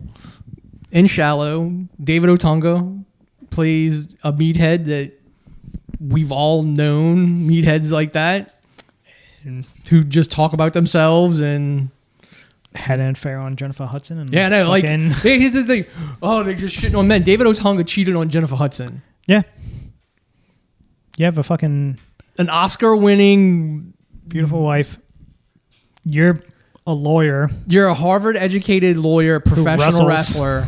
You cheat on Jennifer Hudson. Yeah. And you're playing a sleaze bag on a fucking She-Hulk. Yeah. Guess what? That's not hating on men to hate on men. That's like David Otunga playing himself. Yeah, because when they were doing that montage, I was looking at it, I was like, is that fucking David? Which I don't even know that has he ever been released? I don't know if he still officially works as like the law. That's what he may still be a lawyer. Yeah. Because I don't ever remember hearing of an official release of David Otunga from the WWE. Because the past couple episodes, like, sure, most of them have been filler episodes that's just standalone. Some of them were just standalone episodes. But it's a sitcom, so all sitcom episodes are filler. And it's very well written. Like, I didn't like the first episode. I thought, like, that first episode shouldn't have been the first episode. The second episode should have been the first. And then you do the flashback stuff. You could have did that. You could have combined those two episodes to make it one long episode to introduce all the characters and stuff like that. But each episode has gotten better and better. The writing, the jokes. It's actually funny. Mm-hmm. The characters are great in it. Even the new characters that they bring in. They introducing you to Marvel characters that you've never fucking heard of. That are actual Marvel characters. Yeah. They introduced mutants. Yeah, there was a mutant on today's episode, since this is Thursday. It came out today. And last week. Mr. Immortal's a mutant. A mutant. I didn't see the Easter egg videos on this week's episode, but I'm sure some of those people at their retreat are probably mutants. What's his face is? I don't know what I'm not a matador. Oh, okay. He's a mutant. That's why he's got bioelectric powers. That's his actual powers. Okay. But yeah, he's a mutant. Porcupine was a Ant-Man villain. Who's the vampire? He was in the comics. He's an actual vampire that showed up in Blade in the late 90s. I can see that. Man Bull is... Who was he a villain of? But he's from like the 60s or 70s. He was I want to say they made a point to say in the thing, like, he was created by Stan Lee. He just sounds like, even when he briefly talked about his origin, That's exactly what it was too. It sounds exactly like, yeah, that's a fucking old campy 1960s. He was experimented on with like bull hormones and stuff, and it gave him like super strength and durability, but it also made him look like a bull man. Literally, that's a Spider-Man villain. Yeah, I don't know who he's an old villain from like back because Stanley created him. Then you got Wrecker, who's, recent. Well, no, I mean he's the Wrecking Crew. Yeah.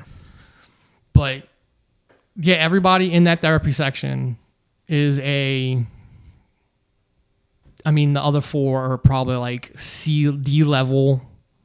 Yeah. Like not even like I didn't recognize them on first, like the names didn't, Well, it's like James Gunn's Suicide Squad or Peacemaker, like taking DC characters. Well, what's his face? Vigilante from Peacemaker was in Arrow as a main villain at one point, but he was written as like the DA with like. But he took like the Polka Dot Man, and Polka Dot Man. No, the Rat King, Ratcatcher 2. Ratcatcher, that's it. I'm sorry, Ratcatcher. And then his big main villain was fucking a giant starfish from space, which was the first villain in a Justice League comic book. Yeah, it was in Justice League #1. Yep. Starro. Yeah. Yeah, like that's good. Like, because again, this is a sitcom. Like none of the episodes are really important until it brings up that back end connecting story. Tim Roth is great. Yes, he's doing a great job. I hope Tim Roth is actually because he does turn into the Abomination at some point. We see that in the trailers. I hope he doesn't turn into a villain, but like because I could see, like you said when we were talking earlier about spin, like that retreat could be an entire spinoff. Yes, of just like who's at the combine going through therapy this week or whatever. Yeah. And then finally you get the main plot is getting pushed because you only got 2 episodes. According to IMDb, it's only 9 episodes. But again, it's one of these where you can do like, all right, so how did sitcoms and old TV shows end? On cliffhangers. Because I can see... Do that with this, and then we have a season 2, and the story keeps going. I can see a lot of people's complaints of like, where's this show going? Because it's a lot of standalone filler episodes. Like, where's the overall season plot? But I think that's what people miss. Like, again, this is a sitcom. Sitcoms didn't have overall plots. It's also, if you read She-Hulk, that's probably how the comic book was. Yeah, this is very, like, again, people complaining about like the sexualization and like this is tame compared to what She-Hulk did in the comics. Yeah. Like Jennifer Walters went fucking crazy when she turned into She-Hulk because she knew she could get away with everything. It's also like you don't remember a lot of major storylines that. No, like she was like the biggest thing she ever did was she was a member of the Fantastic Four. Yeah, I remember that. Like there was not like she's a background ancillary character. But it's a good way to have another Hulk since you've got to jump through hoops to do Hulk by himself. And it's such a great thing about the show is like it's so well written for all the side characters and all the weird characters they introduce. Like the people that work at the law firm with her. Her paralegal, Pug. Yeah, Pug. Pug's great. Sneakerhead. And he played Vigilante on Arrow. Oh, did he? Yeah. Oh. He played him as a fucking stone cold killing villain on Arrow. Literally shot himself in front of Oliver Queen and his son. They were on a boat. And he's like, if I die, because he was trying to get Oliver to kill him. He goes, when you kill me, these bombs are going to go off. So everybody else is trying to defuse the bombs. And he's like, Oliver wouldn't kill him. So he's like, okay. And he pulls out a big ass revolver and just goes, pow, like right in front of Oliver and his kid. That's how the fucking season ended. They, and it's another great thing about the show is like, it's so different from every other Marvel, show that's on Disney. Yeah. At least they're all different. Yeah. Like they're not all the same. Like WandaVision started out with her the weird sitcom stuff, but it turned into an MCU show. Yes. This is an MCU show that shows you what normal people are like. It's like the DC show where I think it got canceled. Yes, the one that was the insurance company. No, it wasn't was it the insurance company or was it? It was a part of Wayne's Enterprises. The dude was like the what's his face? Alan Tudyk played a cousin of Bruce Wayne's. Yes. So they were like some division of Wayne Enterprises. I thought they do like insurance. They might have done it. I know that they were making like gadgets and stuff, but it was like safety gadgets. Yeah.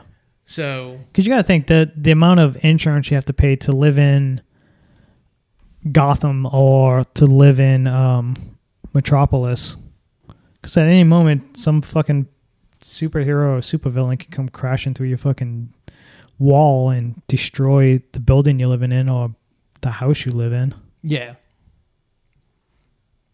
Well, especially if that show was supposed to take place in Snyder's universe, where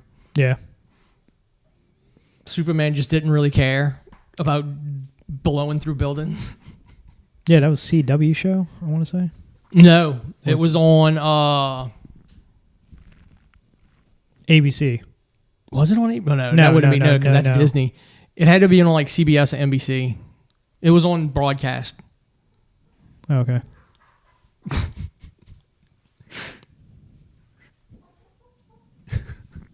She jumped up on a sofa, so I text messaged her. Oh. The chicken can't be on the sofa? No, because she'll shit on the sofa. Oh, okay. I don't have... Yeah, the pads aren't on the sofa.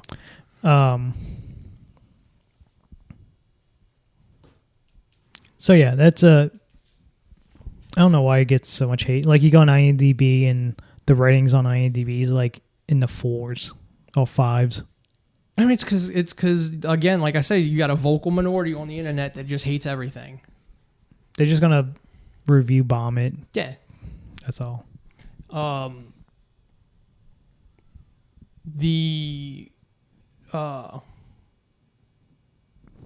again, it's all leading, like, this show could be, like, setting up so many other characters because you don't know who's behind Intelligentsia, actually. Because, I mean, that's an actual thing from the comics. It's just, instead of it being, like, an online forum, it was an actual group of supervillains. I'm guessing it's the leader. Yeah, it could be. When in Black Panther, Claw was listed as a former member of Intelligentsia. So, I mean, I think it's more than just the website. So, I mean, it can connect, again, like, these shows can connect to everything. And, like, this one makes sense to have just random-ass cameos of any of them because it's a very street-level. Like, if it took place in New York, it would be even better. But it's in L.A. because the MCU has decided, unlike the comics where everything happens in New York, gets to happen everywhere. Have you watched Andor? No, not yet. That show is really good. Yeah, I know. It's really good. I don't know why I haven't watched it, started yet. Really good. I got so much on my back catalog that I got to watch. Yeah, that show is really, like, I'm glad they put those first 3 episodes out because it is like a full movie. Like, it doesn't have like an end, but it's like, all right, you get this character that really had no depth in Rogue One. He's a rebel. He's, they send him out to do the shit that is kind of shady. Now you see like no, he's got like this full fucking backstory. You know, he got wronged not during the Empire didn't wrong him, the fucking Republic wronged him. You know, the Republic fucking is responsible for him being orphaned. And so how many years this takes place before Rogue One? like 4. Because I want to say this is 5 BBY. This is all taking place around the same time as Rebels. He's the one who gets the information, and then he was trying to get it back to the Rebels, but he got caught. Oh, he went to the General Forrest Whitaker's character first. Wasn't that it? No, he's not the pilot. No, who got the information first? And was supposed to give it to the Rebels. What information? Death Star plans. Him and Jen are the ones that went on the planet and got the plans. Oh, right. Yeah. Yeah. I'm thinking of something else then. No, the Easter egg one for him for this episode points out that he is very much like the character from... There's a video game from back in the day that you played as the guy who supposedly stole the Death Star plans. And a lot of people are like, he uses almost the exact same gun that you use in the game.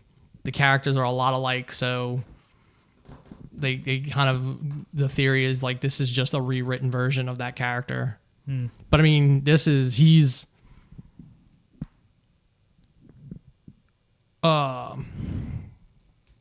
They're setting up a money heist right now to like destabilize a sector. Like they're gonna steal like an entire sector's worth of payroll, so they can throw like the entire sector into chaos because none of the fucking Imperials are gonna get paid, which is pretty smart actually.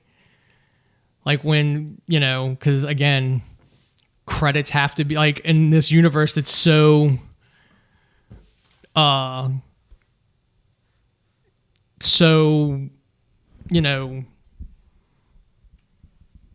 technologically advanced, they still have to carry physical money from one place to another. It's not digital. Speaking of Dahmer,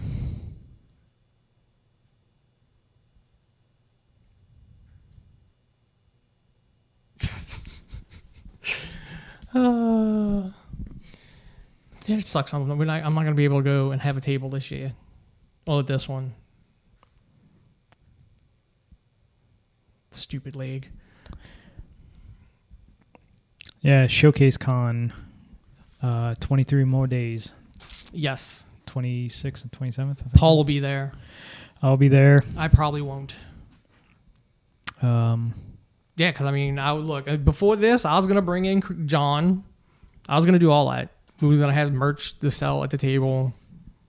But yeah, this has put an end to those plans for this year. I guess maybe summer of next year. Yeah, if, I don't know, I seriously doubt he's going to do the anime one in January like he planned. Considering he got fucked over by the contractors. He had a contractor come out to redo his whole kitchen. To do the house. Yeah. Pretty much fucking stole his money and left. Yeah. So, yeah, we'll probably be back with a table for the summer one. Yeah, it's we got Matt Cadona's coming. Brian Myers is going to be there. You got fucking Eddie Munster from the Munsters family. Fucking can't think of his first name. Butch Patrick.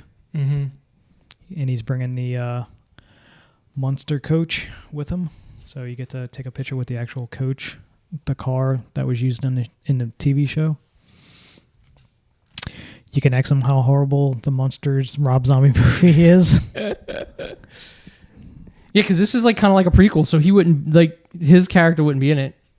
No, but I don't know if he'd has it a guest appearance, like a Easter egg, because Elvira's in it as some character. Well, the actress who plays Elvira's not in it. Elvira's not in it, but The woman who plays Elvira is in Cassandra. it. Cassandra something. Yeah, she's in it. And God, I'm gonna fucking probably sit down and watch that stupid ass movie. I'm gonna watch it. I think it looks fun. I don't care. It looks like it's gonna be Jeremy horrible. perfectly summed up every fucking Rob Zombie film. I'm gonna go take a break because it's got to be almost, holy shit, it's only been an hour. I still have another hour of this movie left. That's every single Rob Zombie film. It literally just drains. House of a Thousand Corpses was fine until it wasn't. Half of that movie's fine. Devil's Rejects, very good. The whole fucking movie. Could have edited out the end part. Like, could have shortened it a little bit. Didn't need to be that long. Very good. Probably his best movie he made. No. The best thing he has ever done is that commercial. Other than a commercial. Other than his Dracula videos and stuff like that, or the White Zombie videos. Oh, speaking of which, Beavis and Butthead is still going on. Is it? Yeah, there's like 2 more episodes. Fucking hilarious. They watched the WAP Oh God. video. I kid you, like, after this We gotta find it. you have to watch it, of just like, it's older Beavis and Butthead. It's fat Butthead and skinny, Oh God. methed out looking Beavis, because they've done a couple episodes where it's like them as adults. Mm-hmm. And they watched that video and it's fucking hilarious. Like, literally, the beginning of the season didn't start off too good, but Jesus Christ, it's gotten funnier each episode. I don't know how much more they got left.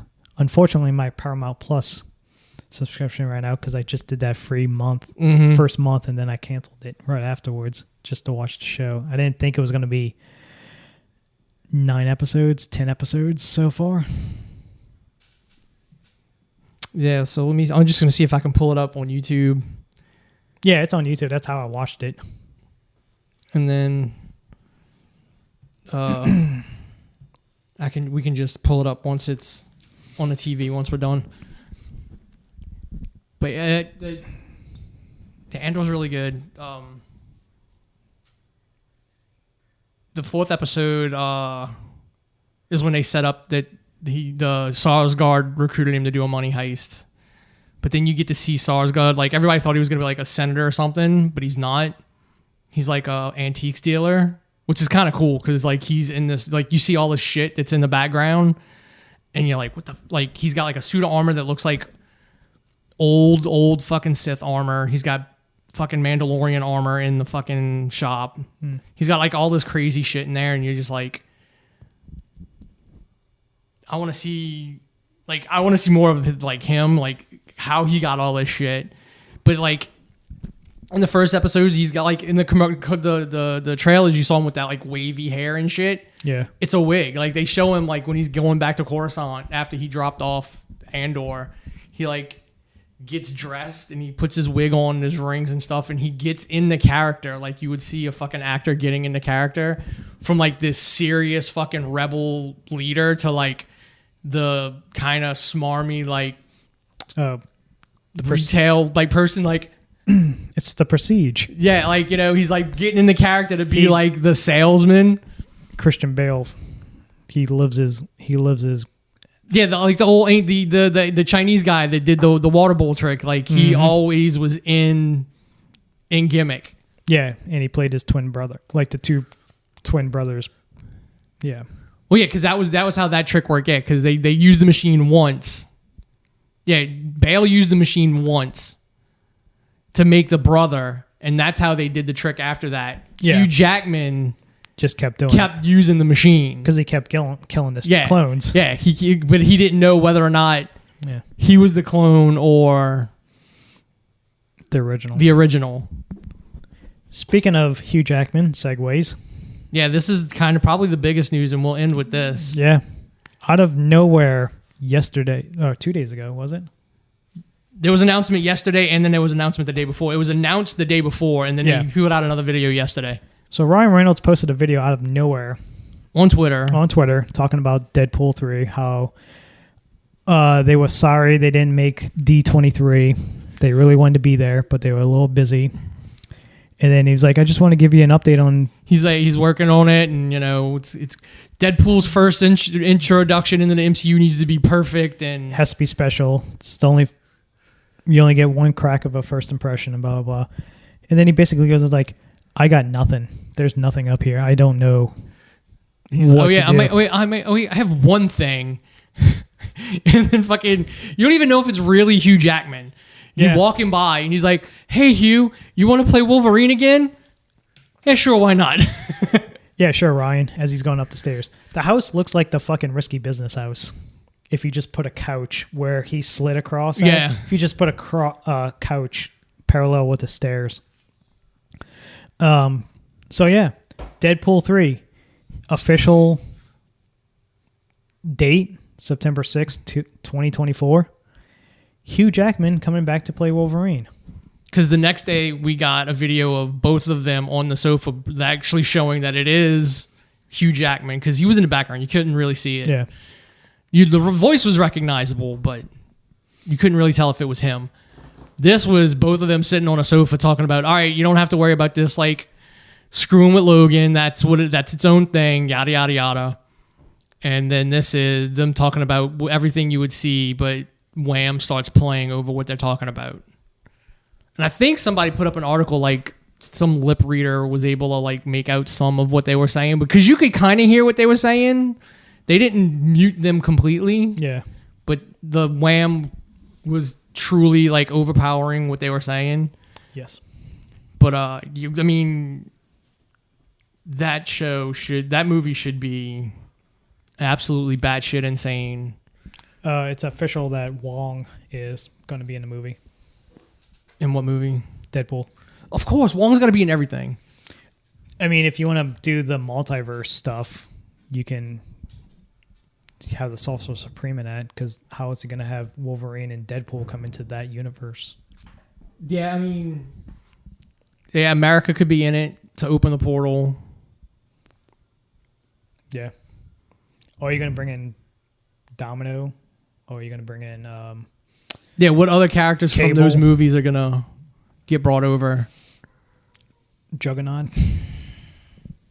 There's got to be a way they're going to do it. Like, we haven't said mutant, but they've got to be there already.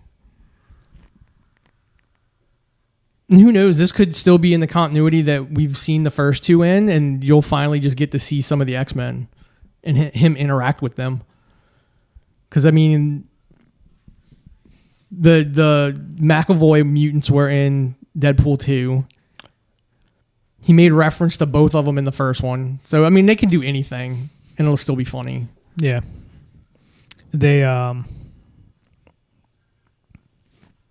got complete faith in Ryan Reynolds. But, I mean, this is kind of like how they did the first Deadpool. You just saw that fucking footage that ended up being the opening. Yeah. Oh, we don't know how that got out. Yeah. He, like, I really liked Deadpool 1. Deadpool was kind of iffy because of the kid. Like, the kid was just aggravating. I think that was just a horrible way to bring Cable in, that he was there to kill a kid. Like... It's not about... Because, I mean, that's what it was. That's the only reason the kid was there. Well, yeah. But the way they written the kid... Oh, yeah. Wasn't... And I think they didn't bring back the original writers for the first... No, there was different people from the first and the second one. Yeah. But I mean, parts of that was still funny. Like Deadpool going, luck is not a superpower, to Domino, and she just... Everything keeps happening. Then you learn what a prison wallet is.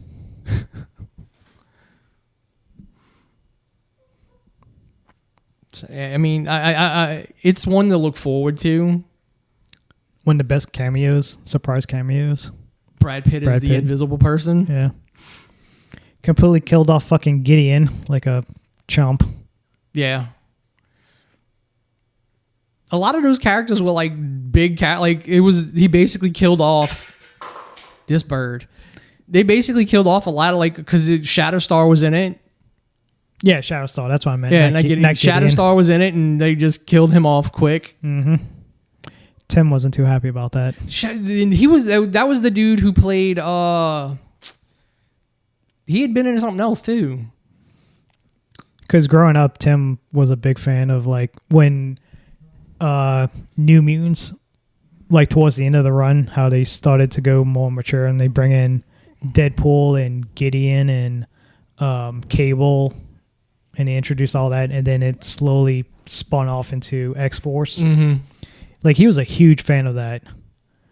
He hates what Deadpool is now.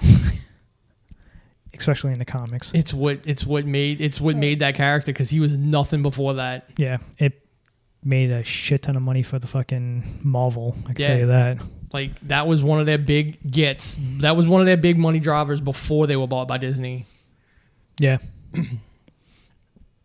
Because they did nothing with fucking Deadpool. He was an assassin guy who didn't talk. Yeah.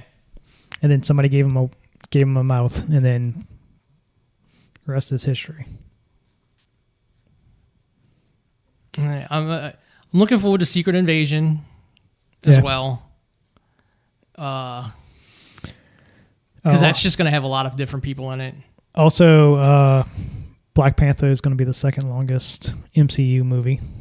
So strap in for that one. I mean, that's going to be a hard movie to follow up. Yeah. I think it's either going to be really good or it's going to be Dark Knight Rises kind of. Nolan didn't want to do one after Dark Knight. Oh, Dark Knight Returns. I thought the third one was called Dark Knight Rises. No, the Dark Knight Returns. Whatever. He didn't want to do the one with Bane. Wait a minute. Am I... Fuck. I think you're... Batman Begins, Dark Knight, and then Dark Knight Rises. Well, Dark Knight... Is it Dark Knight Returns? I don't know. No, Dark Knight Returns is the name of the book. That's what I'm probably thinking of. Yeah, so I think it's Dark Knight Rises. Either way, you run into that. Dark Knight Rises. Yeah, you run into that kind of conundrum. Dark Knight Returns is the comic book in animated. Yeah, so that's the conundrum you run into. You have this great first Black Panther movie. You now have to get rid of your main character, who kind of made that first movie. I'm sorry, like Chadwick Boseman is the reason that movie is so good. I mean, it's a big part of why Civil War was so good. Yeah. Like his introduction to the universe, and then him dealing with Zemo, like that whole Zemo at the stuff. end, like everything about, like that's what made that Black Panther movie. The only other good character to me that came out of Black Panther was Okoye. Like, I'm kind of want to see, like, she's supposed to be getting the Dora Milaje are supposed to be getting their own kind of show. Then I think it's called Okoye, so it's gonna like follow her. Like, I'm kind of like jazzed for that one too, because like she's a good character. But I just, this, with everything they're changing with Namor and stuff, I'm like, I'm not gonna go in there thinking it's gonna be as good as the first one. No, it's always, you can't go into a sequel with high expectations. I mean, and I'm pretty open with, like, because I honestly liked Age of Ultron. It's got its issues, but I honestly liked Age of Ultron. But it's called the worst one. Well, the worst Avengers movie of the four. Yeah, it's pretty hard to fucking... Because you could probably go Infinity War, Endgame, the first one, Avengers, and then Age of Ultron. Even though I think Endgame was kind of wrapped up. The beginning, like, I don't know. I have issues with some of the setup for Endgame. The whole, like, how we want to get out of this. Time travel. Okay, that solves everything. But... Well, and just the fact that they can't, like, the directors and the writers couldn't agree on what was going on with the time travel. Yes. Like, Because to me, it still works like Back to the Future. Because you'd never know the difference if something changed. Unless you went and did it yourself, unless you went back yourself, you would know, and came back, you wouldn't know. Nobody else would know it changed. Yeah. And again, the way it's written, it does set up, like Red Guardian said, he fought Captain America.